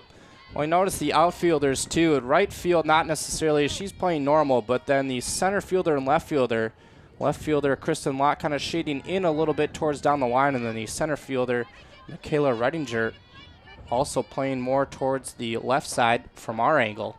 Great look at it there from our crew. Yes, here comes the 0-2 pitch. That one's going to be sharply driven over to short, and they're going to call an out on the line drive there, but the shortstop Wennick makes the play anyway, so they'll be one away. Yeah, she wasn't taking any chances, but she definitely caught it on the fly. And as we mentioned, you don't see shortstops throw out Brittany Gomez very often, so good play by Wennick. And now we'll see what Kathleen Bingham can do. Well, Kathleen Bingham in this one is 0 for 2 rather. Reached on an error back in the first, and then a strikeout in the second. As Bingham awaits the first pitch. Here it comes. That one's going to be a changeup. Off-speed pitch and fire down over to first by Ross. Safe is Bingham. So Bingham reaches on another quick play there. She's able to flash that speed a little bit, and so one on with one away here. She's the second fastest Cyclone after Brittany Gomez. And again, you just try to chop it to the left side, get it in play, and the great wheels to get down that line in time. Really good job by Kathleen Bingham to set up her former high school teammate, Allie Kappert. Allie Kappert steps into the plate here on this one with a 0-1 appearance so far. Struck out in the first, then walked in the second and scored on a wild pitch. See if Bingham goes. So here comes the first pitch. That one's going to be in there for strike 1. Well, Bingham so far this season is 4 for 4 on stolen base attempts. Talked about a little bit earlier with Brittany Gomez having 19 stolen bases on the season coming into this game. Obviously has the most speed on this team, but we'll see what Bingham does over there at first as she gets ready to take off. Kappert awaits the 0-1 pitch. Ross, the right-hander, sets and delivers. That one's outside, and a quick look there by the catcher, Veriano, but no throw back. And Bingham kind of bluffed, didn't go. See if Kappert can drive one. Kappert, you talked about a little bit earlier, only has 2 home runs on the season, but last season flashed that power. As here comes the 1-1 pitch with one away, a off-speed pitch that misses low for ball 2. Nobody has a better batting eye than Allie Kappert. She's such a fundamentally sound player. She's a great base runner. When we saw her play defense, even though she's DHing today, we saw her play some defense last year. She did well in the outfield, did a nice job. Kappert, the junior infielder, awaits the 2-1. That one's lifted into center field, drilled into the gap, and the center fielder has a tough time coming up with this one. Runner's going to move over to third as Kappert trots into second base, and so a nice hitting piece there by the infielder Kappert. So second, third situation here with one away for the Cyclones. Yeah, the old Ankeny connection there of Kappert and Bingham, and Bingham hesitated rounding second. I was surprised because that ball was really hit hard by Kappert, but once it was mishandled out there, Kathleen kept going, good base runner, and she has a broken bone in her hand, and so she's playing through that. You hate seeing her slide in there with those hands first, but she's okay over there at third base, and it's now second and third for Lexi Slater, and we saw what she did last time when she had this opportunity. Well, last time she was up, she drove in 2 runs on that single and was later stranded on second. It's 1 for 2 on the day, grounded out to short in the first inning, but if there's anyone you want up in your lineup right now, have to argue against Lexi Slater. But I'll bet Stacy Gemeinhardt-Sessler just loves seeing what Allie Kappert just did with that line drive into left center. She really hit that ball hard. It was a good swing. As I mentioned, she's shown a tendency to heat up when the weather gets warm.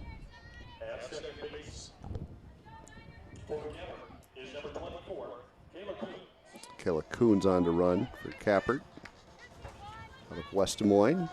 She stands on there at second base. Good opportunity here, Mitch. Kuntz on second. Bingham on third. One away here in the bottom of the fourth. Cyclones up 5-1. Lexi Slater waits the first pitch. That one's going to miss off the inside corner for ball one.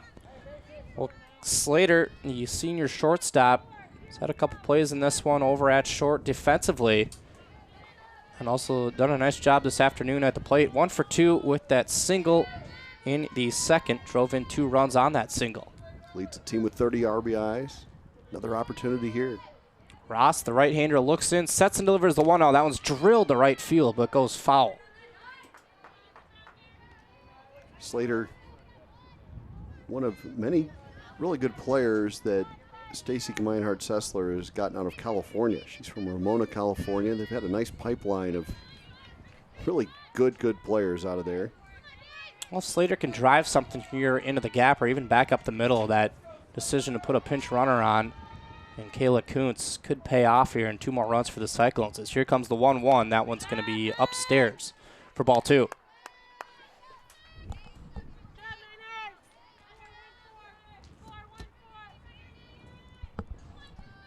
Two-one count with 1 away. 5-1 ball game here. Cyclones with 8 hits.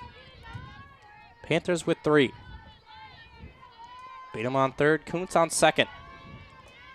Slater awaits the 2-1 pitch. Ross will set and deliver. It's going to be a bunt. Here comes the play at the plate. She's safe. And Slater lays down a suicide squeeze. Beatham comes around to score, and it's 6-1 Cyclones. Really good work by Stacy Gemeinhardt, Sessler, and her team there as they executed just perfectly. Kathleen Bingham with really good speed at third base. She had a great jump, and there was no way you were going to get her at home. And Cyclones add on a run and still have a good opportunity here with runners at the corners. That kind of caught everyone off guard. I wonder, all these Cyclone players have a little play card on their wrist that they read, and when that third base coach, Stacy Gemeinhardt Sessler, reads off in between each pitch. So I'd have to imagine that was a sequence of events there for the Cyclones. Lexi Slater probably told them to take a few pitches, got a few balls upstairs and whatnot, but nice job there by Slater. Surprised everyone a little bit and scored the 6th run of the game here. Yeah, you don't always expect the squeeze from the cleanup hitter. Her 31st RBI of the season, her 3rd of the day. Not a bad day, as here comes the first pitch. Another bunt here as the runner holds over at third, and the strong throw over to first base in time as the third baseman Nicholson made a nice play. Safety squeeze that time as they didn't automatically send the runner Coons like they did with Bingham. So 2 away here as Kuntz stands over on third. Slater advances to second. Now you got Nicole Antion up to the dish. Antion with a single back in the first and then grounded over to third in the 3rd inning. She awaits the first pitch from the right-hander, Ross. She'll set and deliver. That one's drilled into right field. Should get down as the right fielder, Olsen, can't come up with it. So 1 run scores, 2 runs come around to score as Kuntz and Slater make this one an 8-1 game off the single off the bat of Antion. Got just enough of it to shoot it out into right field. 2nd hit of the day for the freshman, Nicole Antion, another of those California products, Mitch, and she drives into great piece of hitting there.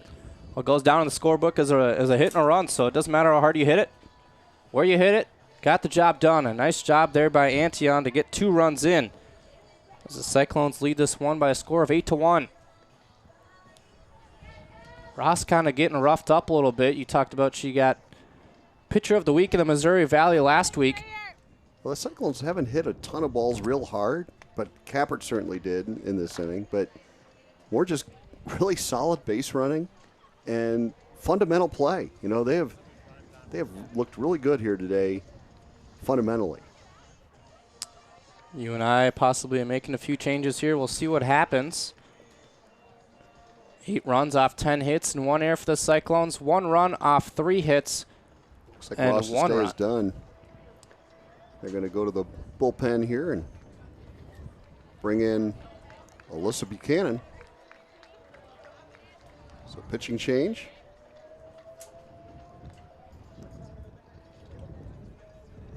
As we'll take a short break here and let the Panthers warm up a little bit as the Cyclones so far have 3 runs in the bottom of the 4th. You're watching Cyclones softball on Cyclones.tv.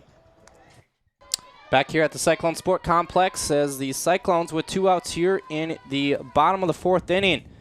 It's going to be Alyssa Buchanan on the mound now as she delivers the first pitch upstairs for ball 1.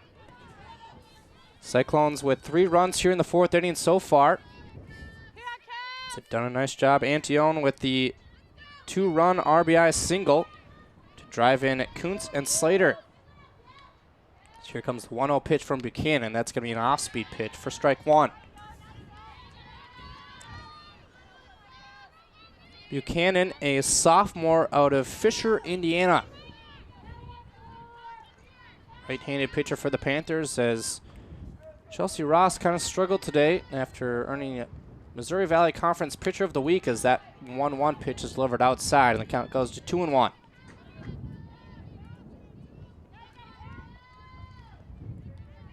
Antione over at first base. 2-1 count with 2 away.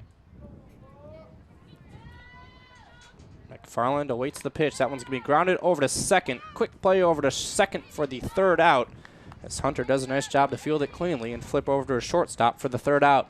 Cyclones add 3 more here. Lead this one by a score of 8-1. You're watching Cyclone Softball on Cyclones.tv. Cyclones lead 8-1. Added 3 more runs in the bottom of the 4th inning as they have 10 hits on the afternoon, 1 error, and 8 runs. Panthers with 1 run off 3 hits and 1 error. It's going to be Bailey, Locke, and Wolf due up here for the Panthers in the top half of the 5th. Johnson out for her 5th inning of work here. Done a nice job in this one. Locating her pitchers and getting out of a couple jams. Panthers had the bases loaded one time and also had a few runners on second, third, in another inning, but Johnson doing a nice job to get out of this one. 4 innings pitched so far, 3 hits, 1 earned run, 3 strikeouts, and 5 walks on the afternoon for Johnson. We'll see if Kennedy Bailey gets a better cut this time. Bailey awaits the first pitch from Johnson. That one's going to be in there for strike 1. Johnson's done a nice job on the inner half of the plate this game. That continues right there. 0-1 count with no one away. Bailey having kind of a tough afternoon. Flew out to center as she grounds over to first base. Spenlove going to step on this one for the easy out. And so there'll be 1 away here in the 5th. Yeah, still Kennedy Bailey unable to get really a good contact against Katie Johnson. She's just really pitched her well. And Bailey perhaps a bit frustrated on an 0-for-3 day so far. That'll bring up Kristen Locke. Locke with the single in the 1st and then a strikeout in the 3rd. Is Locke able to drive in the 1 run for the Panthers in the 1st? As here comes the first pitch from the right-hander Johnson. That one's going to miss just outside for ball 1. Sure. Brittany Weil-Miller and Stacy Kaminer-Cesar would love to have a 1-2-3 inning from Johnson. She's pitched well, but she's been in a lot of issues throughout the day and has worked her way through it. So 1-0 pitch misses outside and the count goes to 2-0. Wolf on deck. Wolf the DH in this one. Locke at the dish. Locke does have some pretty decent power, 4 home runs on the season. As here comes the 2-0 pitch from the right-hander Johnson. That one's in there for strike 1. It's been her money pitch today, Mitch. That's the pitch that she's been the most consistent with, the inner half, just above the knees. Locke with a .278 average coming into this game. 4 home runs. Tied for the lead and has 12 strikeouts as well as that pitch is delivered in there. Just missed. Yep. For a ball. So 3-1 count here with 1 away. As Johnson collects herself on the back of the rubber. And we'll look into her catcher Hildreth. The 3-1 sign. Here comes the 3-1 pitch with 1 away. That one's going to miss inside. And so a ball there and a walk with 1 away for Locke. 6th walk of the day for Katie Johnson. She's had a walk in every inning. But as we mentioned, has managed to work around it. I kind of mentioned it earlier that's been kind of her Achilles heel today, if there is anything, is that ability to put on some runners via the walk. See if Iowa State can turn 2 here. So here comes the first pitch to Wolf. That one's going to be a check swing. Did she go around? A peel over to first base? No, she didn't. So the count goes to 1-0. Slater playing close to the bag at second. And we'll see if they can get something on the ground here and turn a double play to get out of this inning. Wolf with a strikeout in the third and a fly out to left in the first. As here comes the 1-0 pitch. That one's going to miss off the inside corner for ball 2. Here's where you have to be careful if you're Johnson. You just have to challenge these hitters. Don't want to continue to put them on base. Antion playing even with the bag at third. Spenlove just ahead of the bag in the middle infield at double play depth as the 2-0 pitch is delivered outside for ball 3. So Johnson kind of struggling with her pitch here as Lexi Slater, the senior, comes in to give her some words of encouragement. Don't have an official pitch count, but I think she's thrown quite a few. Windy afternoon here at the Cyclone Sports Complex, but a nice one. Cyclones up 8-1. Here comes a 3-0 pitch. That misses upstairs and a 4-pitch walk with 1 away and 2 runners on as Wolf draws the walk. No activity yet in the Cyclone bullpen. That'll bring Chelsea Ross to the plate, or Alyssa Buchanan rather, as Chelsea Ross was taken out, so it's going to be straight switch in the hitting part of the lineup too. As Buchanan will step in for her first plate appearance of the afternoon. Here comes the first pitch. That one's in there for strike 1.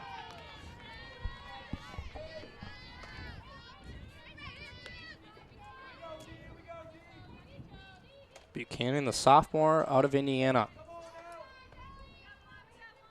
She awaits the 0-1 pitch. 2 runners on here for the Panthers. Here comes the 0-1 pitch. That one's going to be lifted just above our heads.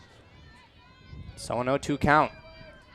Good job by Johnson getting right back on the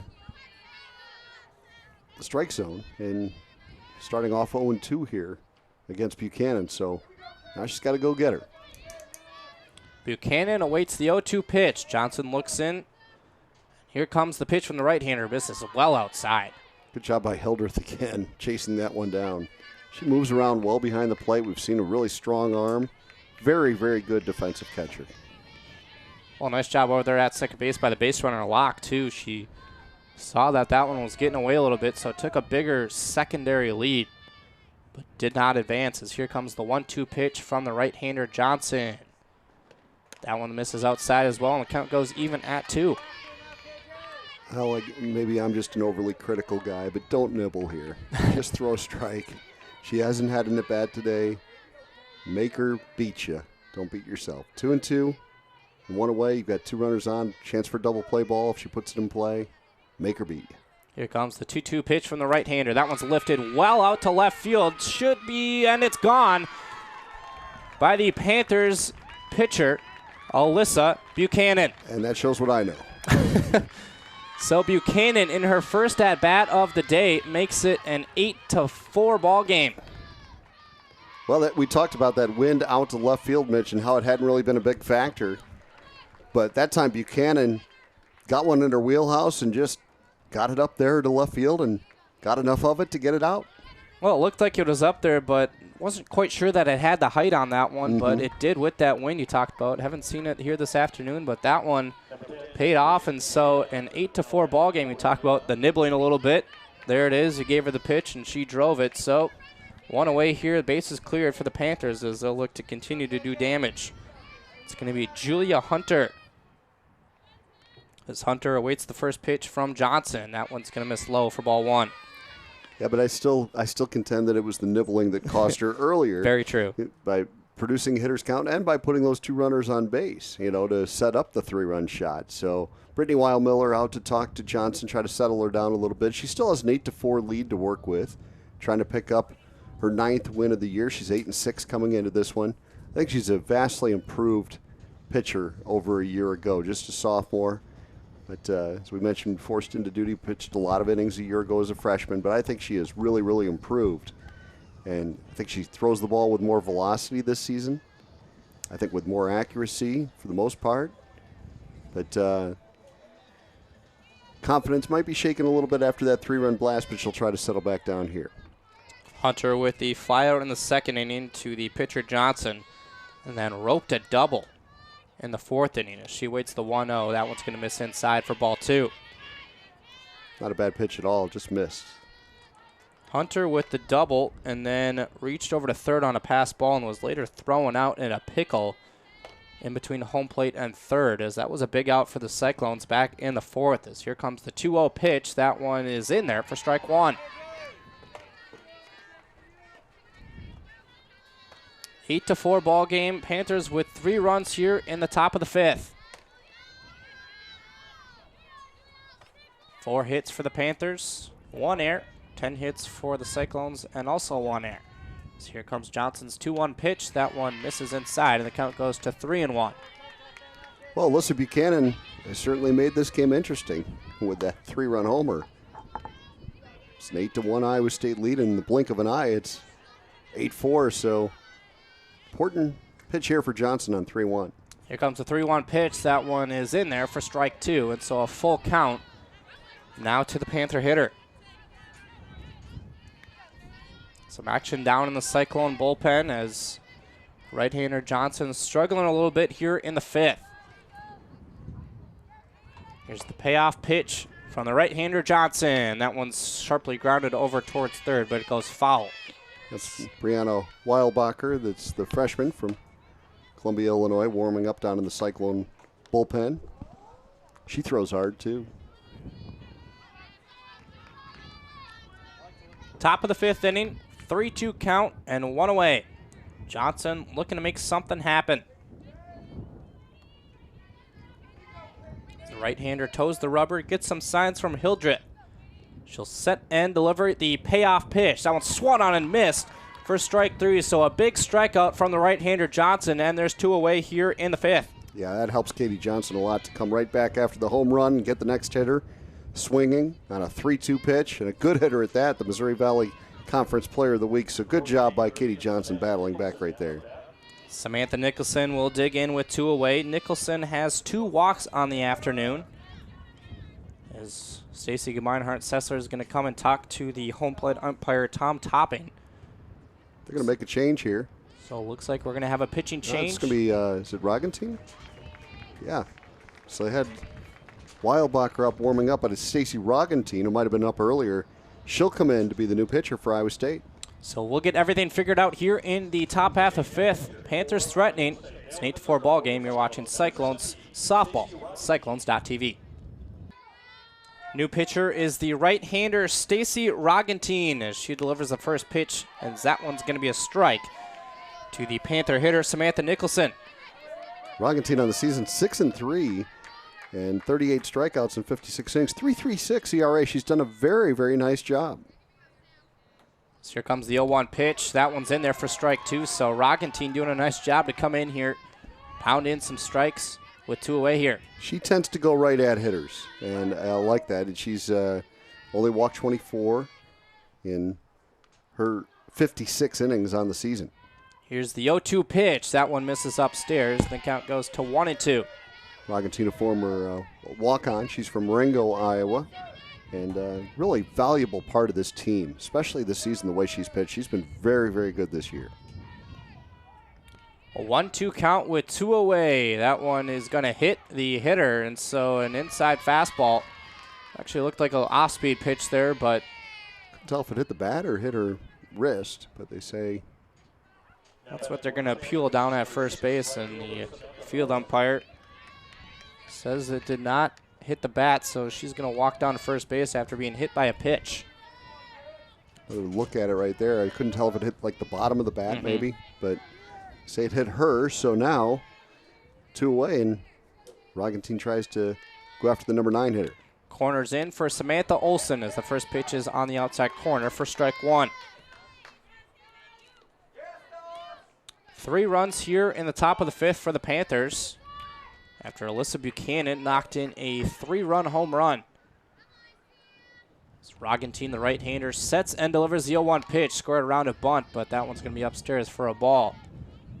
Count goes to 1-1. I don't know how daring Nicholson will get over there at first base because Hildreth has shown the willingness to throw behind that runner, or the batter, I should say. and strong arm as well, so we'll see. Here comes the 1-1 pitch with 2 away. That one's going to be in there for strike 2, and the count goes to 1-2. Again, Roggentin working ahead in the count. 2 outs in the top half of the 5th. Third baseman Nicole Antion is playing pretty far up, waiting for the bunt from Olsen. Olsen awaits the 1-2. That one's check swing into the screen, and the count remains at 1-2. Just trying to kind of slap one over Antion at third base into left field. A little half swing. Not a bad idea, but couldn't put it in play. Bingham, Gomez, and then McFarland in the outfield, playing pretty far up. As here comes the 1-2 pitch that misses outside, and the count goes even at 2. And the infielders, corners pretty far in. Middle playing even-ish with second base. Also pretty far in as you get a good look at it right there. So not a ton of power here from Olsen. As Roggentin looks into her catcher, Hildreth. Here comes the 2-2 pitch. It's an off-speed, grounded back to the pitcher and fired down over to first as Roggentin makes a nice play over to Spenlove. That's going to do it here in the top half of the 5th, but the Panthers get 3 off the bat of Buchanan. It's 8-4. You're watching Cyclone Softball on Cyclones.tv. Came in last inning after the starting pitcher, Chelsea Ross, got roughed up a little bit. As we'll see what Spenlove can do. Here comes the first pitch. That one's going to be grounded over to second. A tough play for the second baseman, Hunter, but she makes the play, flips it over, and makes the first out. First baseman Kennedy Bailey making sure she did stretch enough to step on the bag. Touched it twice. Both in time for the first out. Well, Buchanan's kind of turned this game around a little bit for UNI. She came in and got out of that last half inning and then turned around and hit the 3-run homer at the plate. So in her first plate appearance, she's the player of the game so far for UNI for sure. The first pitch to Hildreth is delivered upstairs, and the count goes to 1-0. Hildreth this afternoon, 0 for 2. Flew out to third base in the second inning and then struck out looking in the third. As here comes the 1-0 pitch. That one's going to hit her right on the hip, and she'll trot down to first base. Hit by a pitch, and that's going to flip the lineup card over for Brittany Gomez. Well, Cyclones would love a little insurance. Gomez having a good afternoon. Reached on a single in the first, walked in the second, scored both of those times, and then lined out to the shortstop in the fourth. 1 for 2 on the day with a run, single, and another run. So here comes the first pitch to Gomez. That one's going to be back up the middle through the infield, and Gomez delivers a 1-out single. And that'll bring up the left fielder, Kathleen Bingham. Well, yet another hit for Brittany Gomez. I think that's her 49th of the season. She approaches the 50 mark. Hildreth advances over to second. Gomez on first. So we're going to get another look here at Gomez.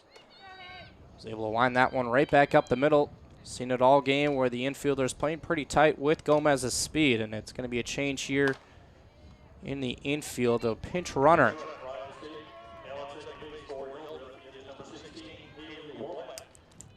Haley Womack. Yeah, the soccer player. She's a terrific soccer player for Tony Monato's program, and she's walked on here to the softball program as well. She pinch runs, and she's very fast. So she only plays home games, Mitch, because she's student teaching. So she's used strictly as a runner. I guess use your speed wisely, right? That's right. Career, use it all. Here's the first pitch. That's going to be on the outer half for strike 1. Well, between Womack at second and Gomez at first, and then Kathleen Bingham at the plate, there's the 3 fastest Cyclones all involved here. So anything in play could get pretty interesting.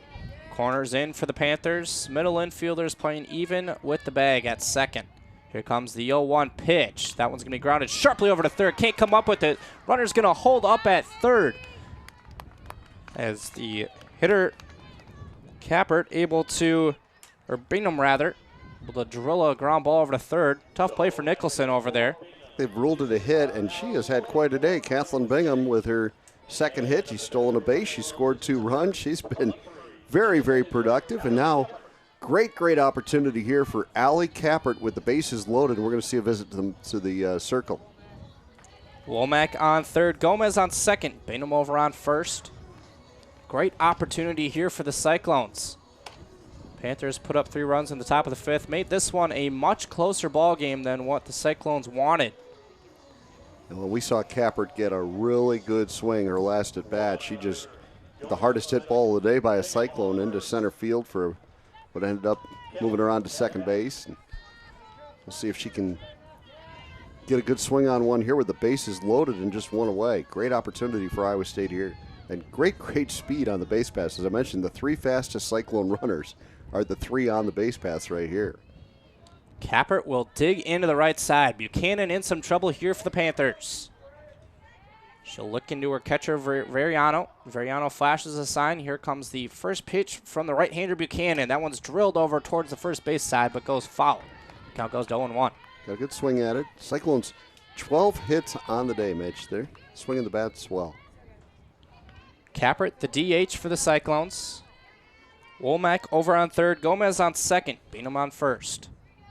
Panther outfield playing pretty deep here with Kappert's power. As Buchanan will set and deliver the 0-1 pitch to Kappert. That one's going to miss well outside for ball 1. Kappert's not going to chase much out of the zone. She's really picky in a good way at the plate. She's got a terrific eye. As we mentioned, she uses the whole field, but she really depends on swinging at strikes. Pretty good strategy. Here comes the 1-1 pitch from Buchanan. That one's outside for ball 2. So now if you're Kappert in this situation with this count, you're going to be ahead in the count. Probably looking for something fastball and something inside that she can drive. Center cut.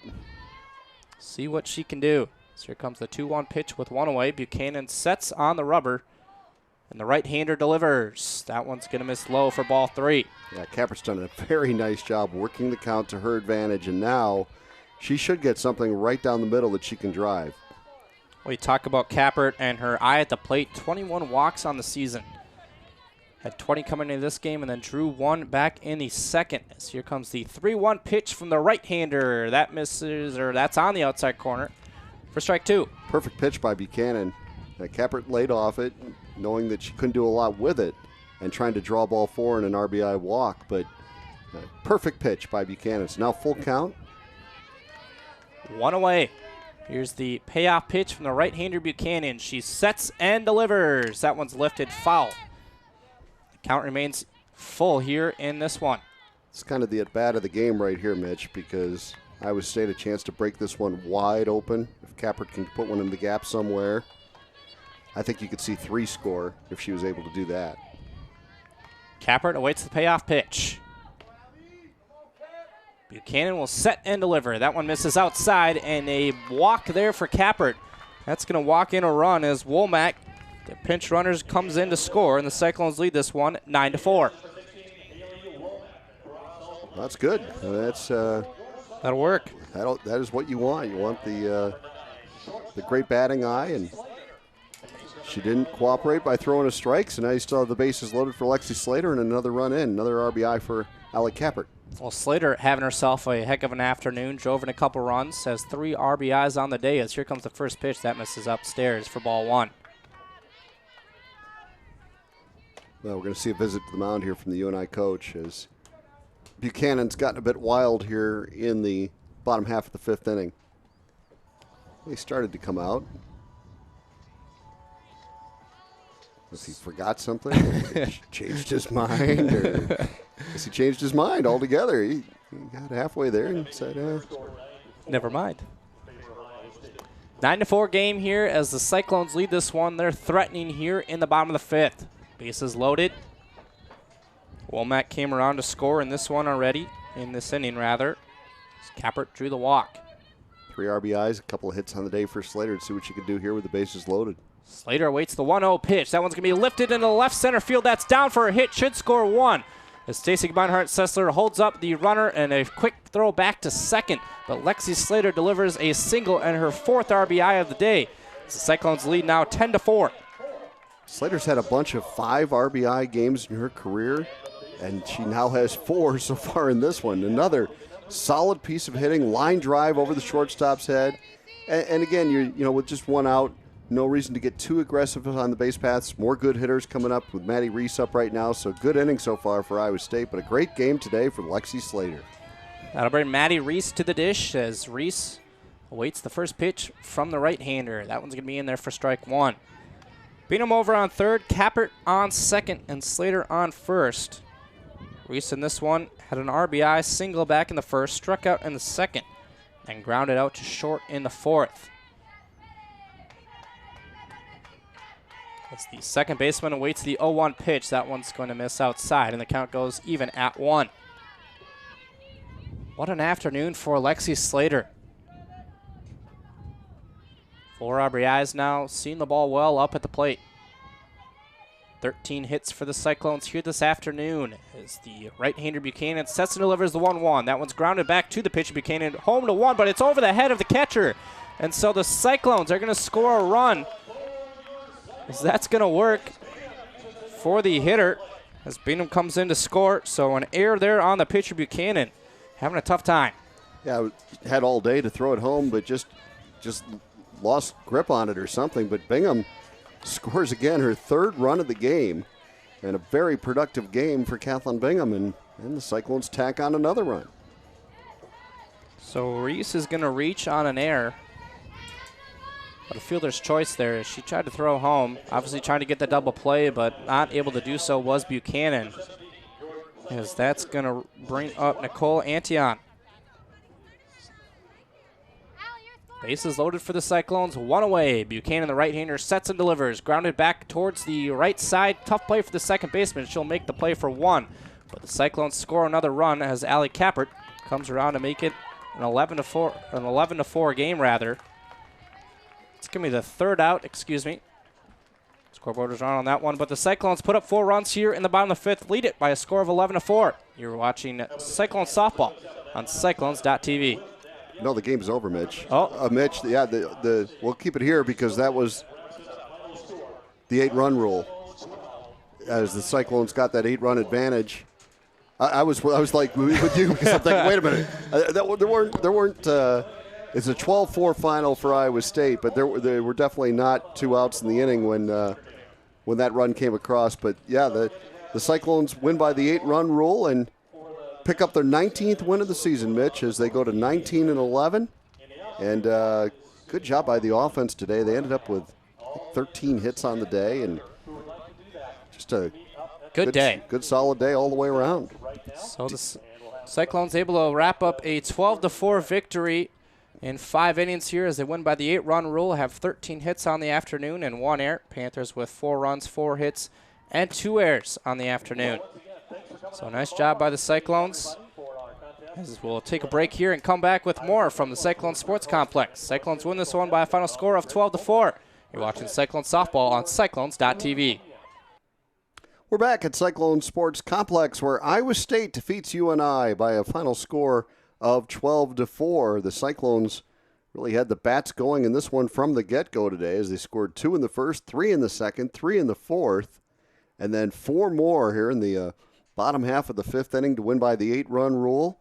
A 12-4 final over the Panthers as UNI goes to 12-17 on the season, and Iowa State now 19-11. And Mitch Gerber making his way down to our third base camera where he will interview Stacy Gemeinhart-Sessler after she's done visiting with her team. But good win for the Cyclones. The top of the order really doing the job. Brittany Gomez, a couple of hits, 3 runs scored on the day. Kathleen Bingham, a couple of hits, stolen base, 3 runs scored on the day. Allie Kappert scored 3 runs, drove in a run, had a well-hit double. Lexi Slater, 3 hits, 4 RBIs on the day. So there's your 1, 2, 3, 4 hitters with all of that production for Iowa State. You couldn't ask for much better from the top of your lineup if you're Stacy Gemeinhart-Sessler, and her team swinging the bats very, very well, particularly at the top of the order. So Iowa State with a good win. The winning pitcher is Katie Johnson. Stacy Rogentine came on to pitch well in relief of Johnson, but Johnson did a nice job. The one blow for her was the 3-run homer by Alyssa Buchanan in her only at-bat of the day. So Nice job by the UNI relief pitcher of delivering that 3-run blast to make it an 8-4 game and certainly make it interesting. But the Cyclones hold on, and they win it 12-4 as they came right back with their bats in the bottom half of the fifth and took any mystery out of this one, and they win it by a 12-4 final. And we're going to go down to the field now and have Mitch Gerber visit with Stacy Gemeinhardt-Sessler.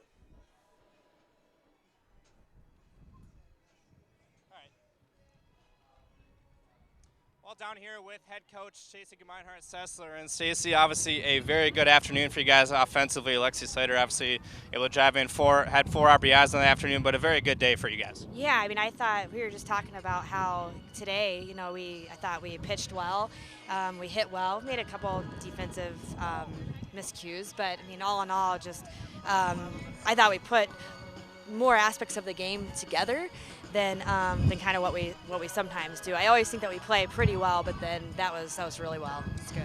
Well, Katie Johnson starting the game for you guys on the mound, obviously had a pretty good afternoon. Had a couple of walks that struggled here and there with, but a good afternoon for her altogether. Yeah, no, I thought that she did really well. Got out of a couple jams when some people got on, and then I think when Stacy came in, I thought she came in and she threw hard. That first kid that she hit, I just think that was just kind of a weird deal. She was ready to go, and she did a great job too. They both threw really well. You guys had 9 days off before this one. Obviously, that Nebraska game canceled, but I'd have to imagine this gives you a little momentum moving forward into Oklahoma now this weekend. Yeah, you kind of wonder about those 9 days off, and they had with the bye weekend, and I think they did a great job of just getting away from it a little bit and back at it, and they had great practices Monday and Tuesday, and they came out and just picked up right where they were last 2 days. Well, that's going to do it from the Cyclone Sports Complex as the Cyclones walk away in 5 innings with a 12-4 victory. Thanks for watching Cyclones Softball on Cyclones.tv.